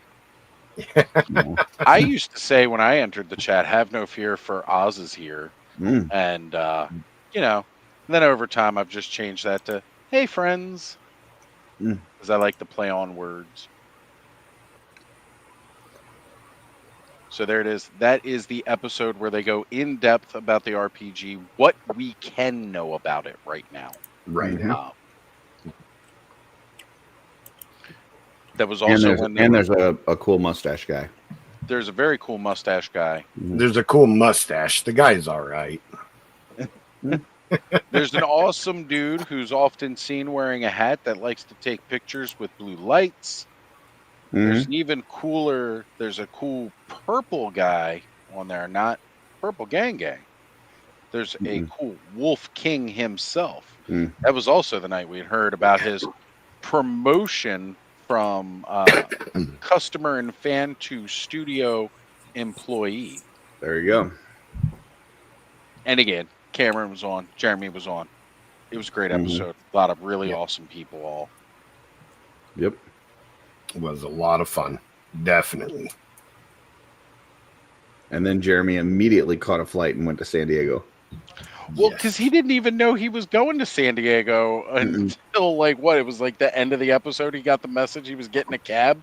Well, and like there was an Uber on the way and he had to hurry up and pack. Yeah, he was like, he's running the show. Like he's talking pretty much the whole time.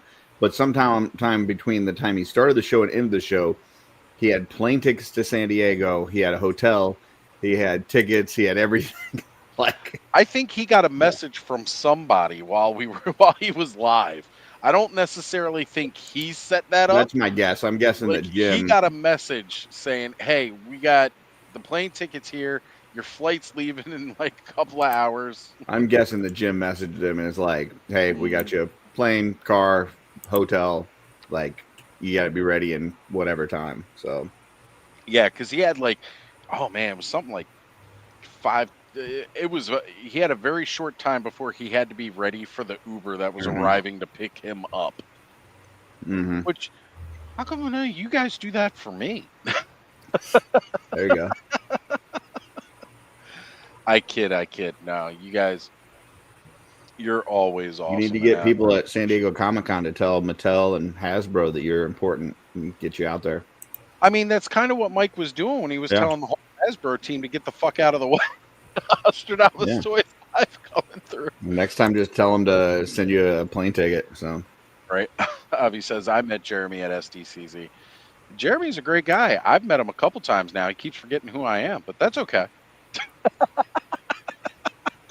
don't think he's going to forget after the 24-hour Dragon stream. You say that, and yet at Joe Fest, Van had to remind him. It was funny, and I teased him about it. That is funny.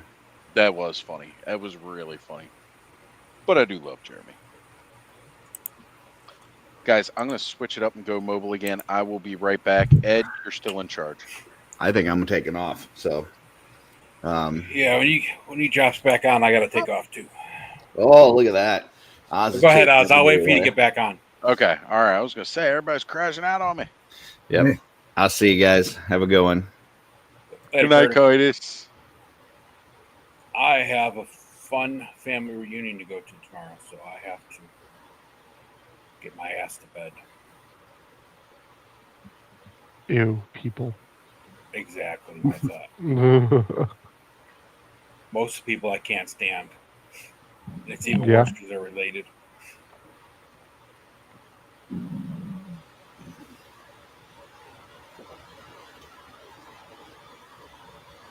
How you doing, Cobb? You're awfully quiet tonight. Yeah, editing pictures. Uh, Need to take some more. Oh. Messing around with some shit. Oh, Curtis ran away while I was gone, huh? yeah, he was afraid of you.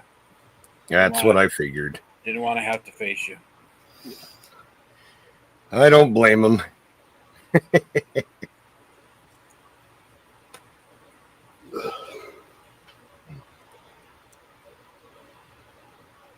Man, I've ordered so much stuff lately, but nothing's coming. Finally, Monday, I'm be getting 4 Horsemen and the Savage Crucibles. Man, right on. I got a Savage Crucible. I was surprised it got shipped out on Wednesday and it wasn't supposed to be here till Monday, and I got it Friday. I was like, holy shit. I got the Krieger and the Raiders pack. That Raiders pack is awesome. I love the head on this dude. Oh yeah. I forget, where's the Savage Crucible at? I know 4 Horsemen's coming from New Jersey. Yeah, I don't know where they're actually stationed at. I didn't even look. But yeah, the Raiders pack is awesome. Yeah, my first ones. I got those. End up getting both those, the ball and chain, and then I forget what the other dude's name is, the armored up one. The Krieger. The what? Krieger's got a whole bunch of armor. Yeah, Yeah. that's what I put the Raiders pack on, was the Krieger. And then I have the ball and chain warrior. I picked him up at Joe Fest. He's awesome too. Yeah, I'm afraid once I get him, I'll probably start grabbing some more.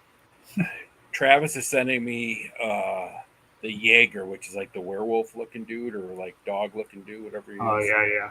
Because he got 2 of them. He was only supposed to get 1, but the guy told him to keep the extra, so he's like, I'll give it to you. It's like, cool. And then I have their Death Dealer coming in, but I ordered the Death Dealer because that was, when I was in the Army, that was like we had that as our like mascot or whatever. Oh yeah. Logo. Yeah. Was your Punisher skull? Yeah, basically, it was the Death Dealer. Yeah, I'm waiting for that. Whenever that's, how do you say it? Zertse? Oh, Cesare? Cesare. I always say it backwards. Dyslexic, yeah. Well, when I first saw it, I thought it was Xerxes too, because that's how his name is spelled, almost, other than like the way it's, yeah. So yeah. What did you get from them? That female figure, their newest one. Oh, the one with the white cloak thing. Yeah. Yeah, she looks good, dude. Her face on that, holy shit. I know. Yeah, that's a good looking figure. I actually pre-ordered that one from 5K myself. Yeah, that's what I did too. That's only, is that the place they don't really do it on their website? You have to get it from 5K or somewhere. It was up on Big Bad also. Yeah, so. Cesare goes on Big Bad. But they don't sell it on their actual site, huh? Yeah. Yeah. Them. I ordered it from 5K just because 5K is in California, and that way I won't have to wait as long. Yeah. I'll tell you, I order stuff from 5K, and even with their shipping from California to New York, it's not that long. I mean, I usually get their stuff 3 days after they ship it. Oh, awesome. Yeah. Really gotta watch myself 5K, man. Oh, I know, that's a dangerous place, man. I know. I just put a pre-order in on both those Red Dead Redemption Cowboy figures they put out. Oh, those look freaking cool too. Yeah, those look really good. I had to talk myself out of them. I'm telling you, they need to make some Young Gun figures. Oh, I would love Young Gun figures. All right. Especially if they did it by movie. Like you could go back and get Young Guns 1 figures, then Young Guns 2. Yeah. Like I want to have all the regulators. Yeah, I have to have the whole game. I don't know. The only bad thing is that they made those figures. They'd be $100 each, and then you'd have to go buy 5 or 6 of those Fish Toys horses at $100 each, just so they can all have a horse. Yeah, I'd get plenty of just regular 4 horsemen horses. Yeah, they could. Oh, I might have a few horsemen. The 4 horseman horses are nice, and they're basically the same size. as far as The fish toys are a little bit bigger from what I remember seeing in the pictures. They're a Stay little far bit. away I from have. horses. I They got mean, no they're it's so slight you can't even tell the difference because I have both of them side by side. The thing about the fish toys is that you can get them like they look a little more. They don't have like the blankets underneath the saddles and stuff like the four horsemen. Gotcha. Yeah. So they have more like a Western. What saddle. I would like, I want to get the fish toys one that's more like Clydesdale. You know, the Yeah, those are bigger, nice like, too. Yeah. That's the one that I want because I want to get like some heavy cavalry kind of like Yeah. horse as opposed to, again, the horsemen are putting out a great horse, like, premium, great price. But I do want the fish toys one so I could do like a more heavy cavalry too. Yeah. Yeah, I have Boreas and Bishop. Is it Bishop the white horse? Yes. Yes. Yeah. So I have those two from Four Horsemen. Then I have the brown fish toys one, and they're all, like I said, they're all pretty much the same size. That fish toys is, I mean, you're talking like 1/8 of an inch taller than. Right. Well, and that would work perfectly with like what I'm saying too. If I just stick to the one that's more Clydesdale and I'm looking for heavy cavalry, it should be a bigger horse. Right now, I have the two from Headless Horseman, one retailer, one regular. Then I've got the Cannabis, and pretty soon. Oh yeah, I have what's the second. lithiest I have horse? the retailer for Headless Horseman one too, but Yeah, he's not sitting in with my cowboy display. So, Joe, what is a lithiest horse?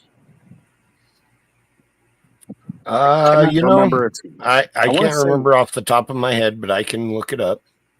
I wanted to say Phobos, but I thought that was.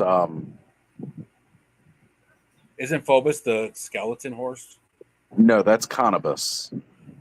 No, not the full skeleton. The one that's just got the rot. The rotting one from Poxus's wave. Yeah, that's what I'm thinking. Phobos. Phobos is the Lithia's horse. Yes. Okay, so I was right. Got it.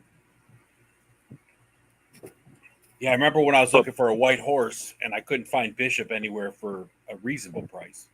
I was looking at Phobos. Yeah. I was like, I could probably get him and paint him and fix the face, but damn, I'll just wait and find a Bishop. And then Elidope ended up getting a Bishop in, and I got that for retail. Bishop is such a good horse, though. Oh, with hell yeah. Armor and accessories and everything. Like, yes, man, that's one of my favorites for sure. But I did just open Deacon. This is the new one that came with All Star 6. Deacon's brown, right? Yeah, Yes. he is Boreas. Like, they actually include everything. He could just be a Boreas if you took everything off of him. But God, these soft goods are so neat. The ones that came on Bishop were just amazing.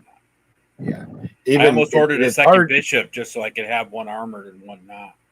Yeah, it's hard to see, but like there's even texture in here, like it's padding, Yeah, they did a really good job. Hold on, Joe. Let me give you that solo layout. Sorry, I'm on my phone, so it takes a little bit. Yeah. No, you're okay. I mean, it's just a great looking horse. Yeah. He came with the Templar banner too, which is also soft goods. So yeah, it's cool. Very, very cool.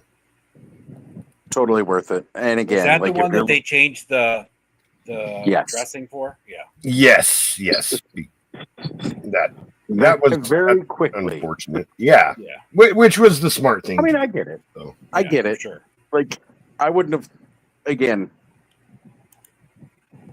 noticed or recognized it, and then bam, it would have been like, whoa. Yes. Hey, what's going on, K-Dog? Thank you for being here, brother. Well, it was I'm seeing everything I want and can't get tonight. That's what this show's all about, is enablement. Yes. And just because you can't get it right now doesn't mean that you can't get it forever. That's true. Right. You can definitely get it eventually.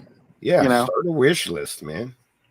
And there are a lot of us here too that are willing to help you try and get these things too. Like if you can't find it, we know a lot of great people that go really far all across the U.S. and we've managed to help people acquire things that they didn't think they could get. So Yep. Yes. You know, Absolutely. we find stuff. One of the I got into Motu because of the clubhouse. Todd, I'm glad we could get you into Motu. Like, because honestly, it's such an old franchise that doesn't seem to be getting a lot of new people into it, mostly just the old heads. So I'm glad you got into it, but they're awesome toys. They're fun. I ended up getting the Origins He-Man and the is it Savage Lands He-Man? Is that the one that's just like in a loincloth? The Masterverse? Yeah. Is it Savage Lands He-Man or something like that? Yeah, he's the Savage He-Man. Yeah, Savage He-Man. Yeah, I ended up getting both of those because of this damn show. Right? Why not? It's a good one. Oh, Bud's back with his ears. I'm back. Hey, what's up, bud? Oh, and we got somebody else jumping in. We got Ken. the man himself. Nope, I got he's him. gone. Fuck Ken. I mean, what's up, Ken? Oh, hi Ken. Hey, Ken. Ken, I was just getting ready to leave. I'm glad I stayed on long enough to say hi to you. Yeah. Nice ears, bud, and nice to see you, Ed. You got more of a background this time. Yeah, I shifted my chair. I was gonna say, did you bring the chair to a new house, or what's going on? No, my son rearranged my living room, so Oh, good. it felt more comfortable to him. But I'm not sure if I like it yet or not. But Oh, okay. Well, fair enough. I like still it got better. my chair, so it doesn't matter either way. Okay. No, fair enough. Oh, No, I'm what getting do ready I to take gotta off. I got a family reunion to go to tomorrow, so I am got to get up in the morning and go. I got one of those next weekend, so yeah. All right. All right, fellas. Everybody have a great night. Yep, you have a good next one, Ed. weekend. Take care, man.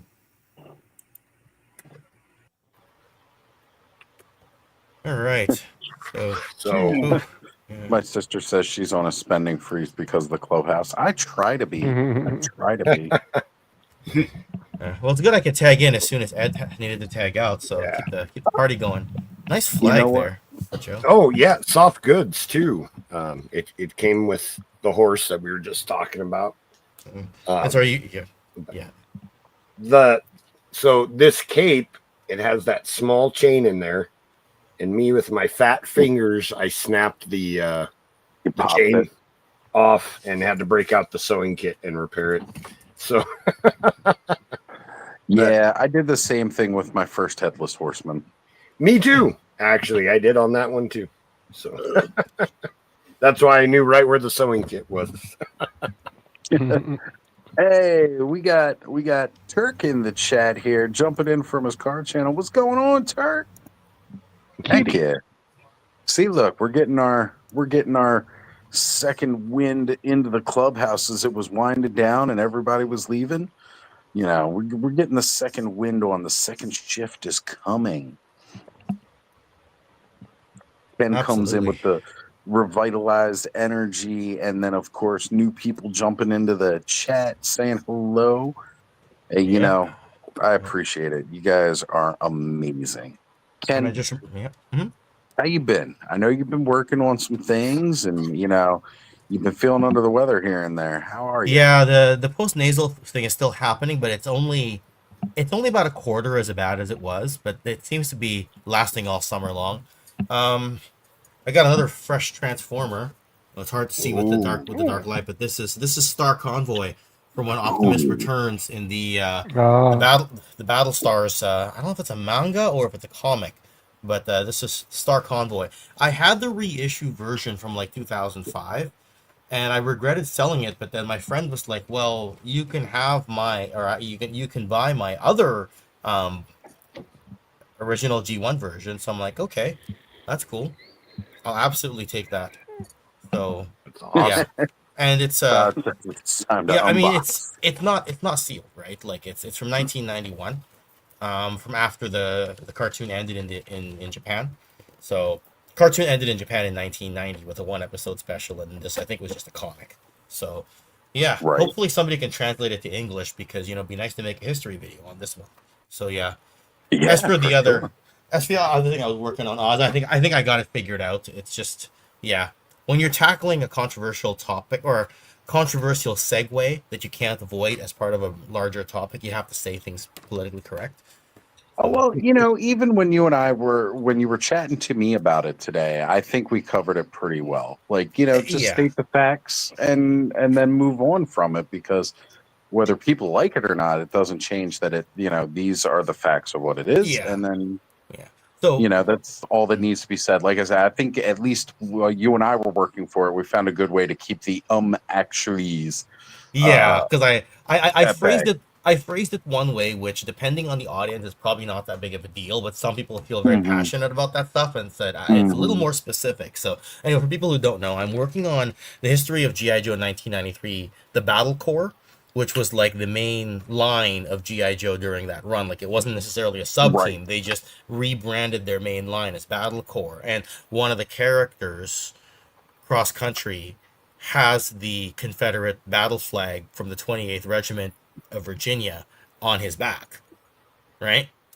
And I was like, well, do I just breeze by it? Do I ignore it? But I'm sitting there, I'm like, well, if I'm talking sales figures for Hasbro, their competition with Mattel, a deep dive on everything else, and then I miss that, it's a little obvious that I skipped it. And I showed Oz the clip where I'm like, I talk about it, and I'm like, and here's the Confederate flag, and I move on. And then I got my friend who proof watched it for me said, you may want to be very specific about which Confederate flag that is. It's a battle flag. It's not necessarily the national flag. So I'm like, okay. And Oz kind of helped me verify that. Said, yeah, if you're going to go that detailed and everything else, you may as well be a little specific on that one, even though you don't even want to touch that topic. So, right. It's just one of those things. It's a controversial topic. Yeah. You don't want to just glaze over it like it's not there, but it's also not, that's part of more of American history, and Ken's from Canada, so he doesn't know who can piss off and who it I would can. definitely probably state the difference between the flags, though. Exactly, and that's what we came to. Instead of saying it's the Confederate flag, it is a specific Confederate flag. Like it's a battle flag, is what it is. Right. If I really wanted to get specific, I could say which state within the the Civil War and the Confederate it was, but it at the end of the day, it's not a national flag; it's a battle flag, and that's as far as I need to go. Just to say it's controversial. He has it. It's covered up when you put the backpack on. Go on, Ken. Next topic. Right. Question, just because I don't know, the Confederate flag that's on the General Lee, is that the battle? That is the battle flag. It's the same one. Okay. Yeah. All right. Yeah. Yes. Yeah. That is the one that people. Because although think Confederacy, of, boo, but generally, yay. Yeah, it's the same Because one. it's just a cool car. I mean, I can't deny it, even though what's on top of it. And I consider just calling it the same flag that's on the General Lee car, but then somebody's like, okay, idiot, do you not know where those flags are from? So, I thought about just calling it a Civil War flag, but then it's like saying the Nazi symbol is a World War II, flag. Ken, are you trying to say that you can't win on the internet? That's exactly what I'm trying to say, but I'm trying to cut my losses, right? Because I don't need 15 people undermining me in the comments if I miss that by a little. But every other fact I get, including stuff that's really deep dive from like Hasbro sales to why they made this item to why they recalled this other item, and I slightly miss on that, certain people, I'll lose all my credibility, right? Right. But then again, do I care? Yeah. The details that Ken wants to cover about the actual fucking toys will be irrelevant because he missed one little thing about a tampo on the figure that really doesn't have much to do with the toys themselves. Yes. I did have one person insist to me that the first line of the video was something to do with like G.I. Joe joined the Saturday morning cartoons of the 80s in 1985 or something like that. And somebody said it wasn't a Saturday morning cartoon. I'm like, I know it wasn't on a big 3 network, okay? But clearly your local station aired it, just like mine, as a rerun on Saturdays. So I didn't mean the big 3 network Saturday morning cartoon. I mean it aired on a Saturday morning at some point. How dare you? I know. And another really big one, and this one pissed me off even more, was I think I said, like, during G.I. Joe's 12-year run on store shelves, that was the opening line. The person puts, hey, Ken, 13-year run. And I'm like, okay, 13 waves over 12 years. And the guy says no, and he lists 82, 83, 84, 85, and he gets to 94 and it counts 13. And I'm like, okay, but 94 minus 82 by straight math is what? I know. I'm like, Well, I'm like, again, your 13-year thing only matters if it went from January 1st, 82 to December 31st, 83. I'm sorry, 94. Then you can say it's 13 years, right? Right. Don't correct me because I know when it hit Toy Fair in 82, and I know when it canceled in the summer of 94. So you really want to split hairs? It's like 12 years and 5 months or something like Todd that. says, who is the Joe gatekeeper? Probably about 25% of the community. Yeah. They're just very loud. Yeah. What I want to know is why is Joe gatekeeping? What the fuck? Yeah, Joe, why are you gatekeeping? Not me. Joe is the gatekeeping least that awesome gatekeeper. stash. Well, that he does keep to himself. Him and Tom Selleck. Oh, And yeah. William asks, Ken, is your research for eventual publication? Not for like book publication, but for like putting the video online. However, I get my information from Toy Wars, Steel City Publishing, Dan Klingenschmidt's books, and Carson's books. So I get it from published sources, right? So anyway, it's just that every day I get someone who tries to actually me on something that doesn't really matter, you know. Just because Right. they got to prove they know more than the guy who put the video out. Like, you know what? Go make your own fucking video of it, okay? Yeah, but at the end of the day, like I asked Pixel Dan about a year ago, like how do you deal with idiots in the comments, and he just goes, "There's nothing you can really do other than move on. So you just have to get better at doing that, right?" So, yeah, Exactly. You know, there's just a certain level where you got to kind of let it go, say Yeah. thanks for the engagement, and keep on rolling. Because, yeah. I mean, Because some that's people the can't world we subtract live in. 82 from 94 and come up with Nope. 12. My calculator might be wrong, but you gatekeeper might be right, right? The fact he kept going on in the comments too about it until I had to ban him, I was just so like, oh my god. Well, did you factor in leap years? Jeez, kid. Yeah, no kidding, eh? No kidding, eh? And it's like it was the first line in the video, so it was sort of like, did you even watch the rest? It was only 8 minutes long. You know what I mean? Probably not. You lost all your credibility when he realized you can math. Yeah, I know. I know. You know, and that's the funny thing. Numbers are the only exact science. I know.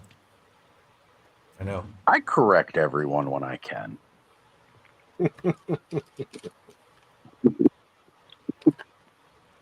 It's what I do.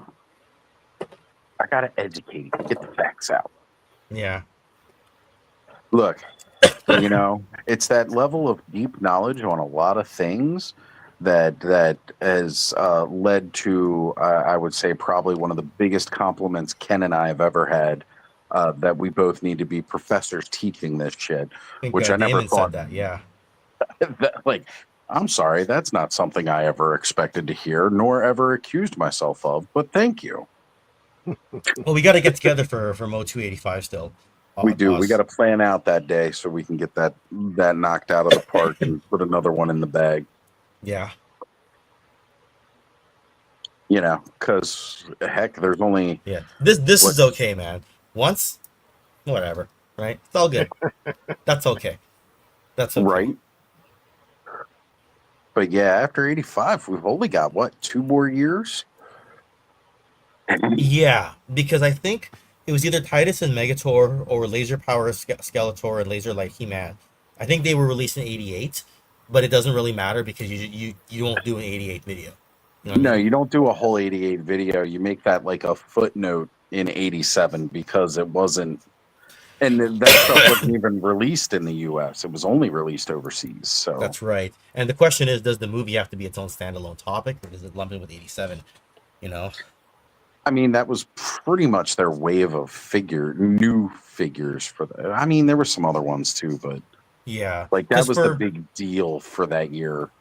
Because for Transformers, I did the movie as its own video and then supercut it all together. With Joe, I didn't like the movie, so I just lumped it in with the 87 discussion. You know? I mean, I guess there's enough there. We could do a video about the movie. the movie itself. There is enough there with the different problems that they had with getting the movie actually produced, getting the rights to do the movie accurate costumes for the figures, because that's a whole nother fucking thing. Yep. There's a lot of little keynotes, so it really depends on how you want to put together that 87. Yeah. And we also, I don't know, that'd be something for us to talk about offline, so we don't give too much away and then people don't even bother to watch the video that we work hard on. Right. The intro to the Joe movie was the best part. That was a really good intro. Wasn't Right. it? It was and cool. so was just seeing Sergeant Slaughter, right? So right. So I Mhm. always have polarizing feelings about that movie. I hate Cobra Law with a passion, right? But I love how Sarge shined. I love that intro, right? So yeah. I mean, I kind of like. I'm not going to say that I love Cobra Law because it was so abstract from everything else they were done. Yeah. But it was also kind of nice to see that they were trying to find ways to expand the brand. Yeah. You know, because again, I'm always one that I feel a brand needs to evolve to help keep it alive. Yeah. Sometimes they evolve things in a way that keeps it going. Like I say, Ninja Turtles is probably one of the best examples of these. They reinvent themselves about every 10 years, reintroduced to kids have loved Ninja Turtles from the 80s to present, and we're talking new kids. He-Man appealed to us in the 80s, and we fell in love with it. But I haven't seen a whole lot of new growth with that with younger generations. If only the Mike Young Productions cartoon took off, because that was so well done. You know, if it could have stayed in one time slot as opposed to jumping all over, I think it would have done a lot better. And that was one of the biggest problems with it. Mm-hmm. I didn't have cable, so I didn't have Cartoon Network at the time, which is what it aired on. And I was asking my cousin to record it for me. My cousin didn't really care about He-Man, but he did want to record it for me. And he would set the VCR to record when it was supposed to air. And the problem is, he went to go record it one week, and it wasn't there. Yep. And then I wasn't looking up the schedule each and every week to figure out when it was going to air. So I just missed out on it until it was finally fully released on DVD with only 2.5 seasons. They call it a third season, but it was 2.5 seasons, and that was it. Was the third season actually started? Yes. The Snake Men were more part of the third season than the second, although they get attributed a lot as a second season. I was gonna say that I remember. Right. The original, the way the DVDs were broken down when they first launched them, before it was just one box set, they released them as season episode orders. Because again, a season is determined by order of episodes, not necessarily changing of branding. So for order episode quantity, there are 3 seasons, but most people just consider it 2 because you had everything leading up to the Snake Men, and then the Snake Men didn't finish out. So it's more like 2.5 seasons than 3 seasons total.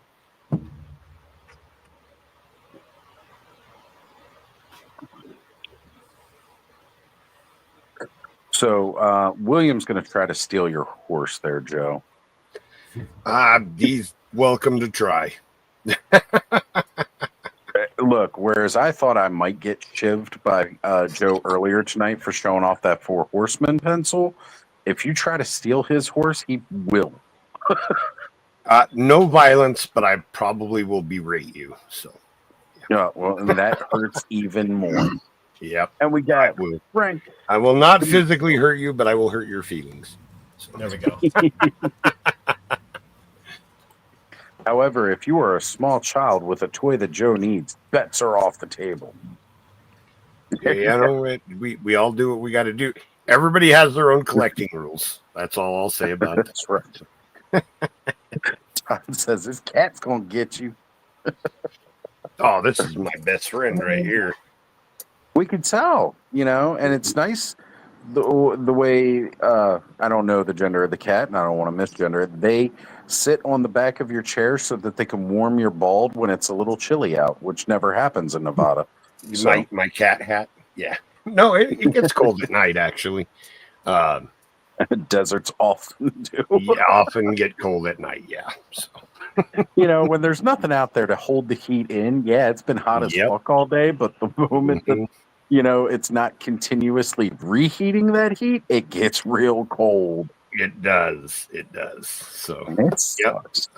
It was in the 90s today, but I'll have blankets on tonight when I sleep. So, and that's the crazy thing here too. Like, it's gotten cool enough that I actually turned off my AC in the room for the first time in over a month, because it is cool enough outside that I feel it's ridiculous to have the AC running when it's chilly enough outside that I probably could have put actual pants on and not shorts. Right on. Yeah. Of course, this will only last. Yeah. This will last for maybe another couple days, and then it'll shoot up to being hot as fuck again all the way up until Halloween. Yeah, we're supposed to get into triple digits this upcoming week. So. Does this stay warm through September for all of you? I'm sorry, what's that again, Ken? Is September a warm month for you? For Joe, yeah. Yeah. Well, yeah. I mean, comparatively to me, I would say Joe and Cobb stay a lot warmer. For California? Yeah. Well, Nevada and California. Right. Bud probably starts cooling off because he's a little bit further north. Yeah. Because for us, second week of September, it's cool here. So. My general rule of thumb is that it's going to get cold right before I have to take the kids out for Halloween. So it'll be hungry. It'll be hot on the 30th, but then it's going to be freezing on the 31st just because I had. My kids are old enough now. I don't do Halloween anymore, but growing up on the East Coast of Maryland, when I was a kid, September you started to need a jacket or hoodie weather, and then by Halloween you might need a coat, which was always the crappy thing when you got this really cool costume, and then you had to put the winter coat over top of it because it would be cold and rainy Halloween night. But later years, now we actually stay pretty warm kind of through November. I remember several times as a kid, and I know Carol probably remembers too, there was snow outside for Thanksgiving. I especially remember one year my dad wanted to start cooking the turkey for Thanksgiving on the grill instead of the oven. And it just happened to be a blizzard outside for Thanksgiving. That would not happen now. We barely ever even have a white Christmas anymore. We don't really get snow until January. So when anybody ever tells me that, global warming and climate change is a hoax, I say bullshit. Yeah, and I hate the wintertime, so thank goodness for global warming, man. You hurt me, Joe. You hurt me. Mm-hmm. I work outside. Yeah, no, I feel you.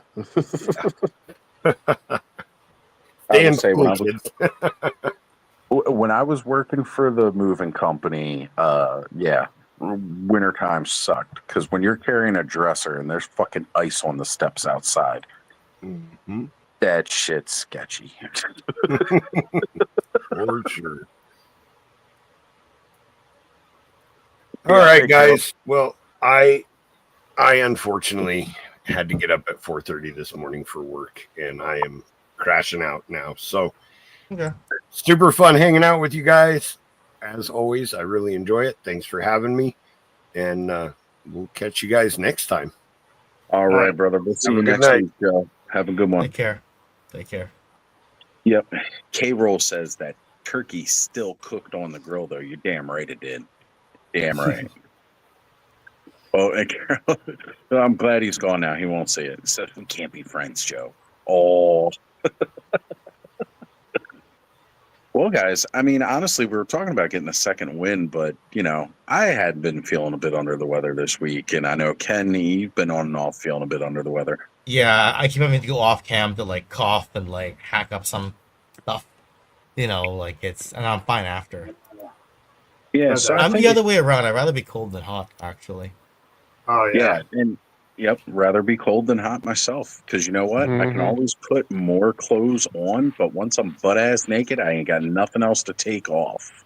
Yeah, it's illegal to be naked in public. Well, Yeah. They you put could- you on a Yeah. special list if you do that.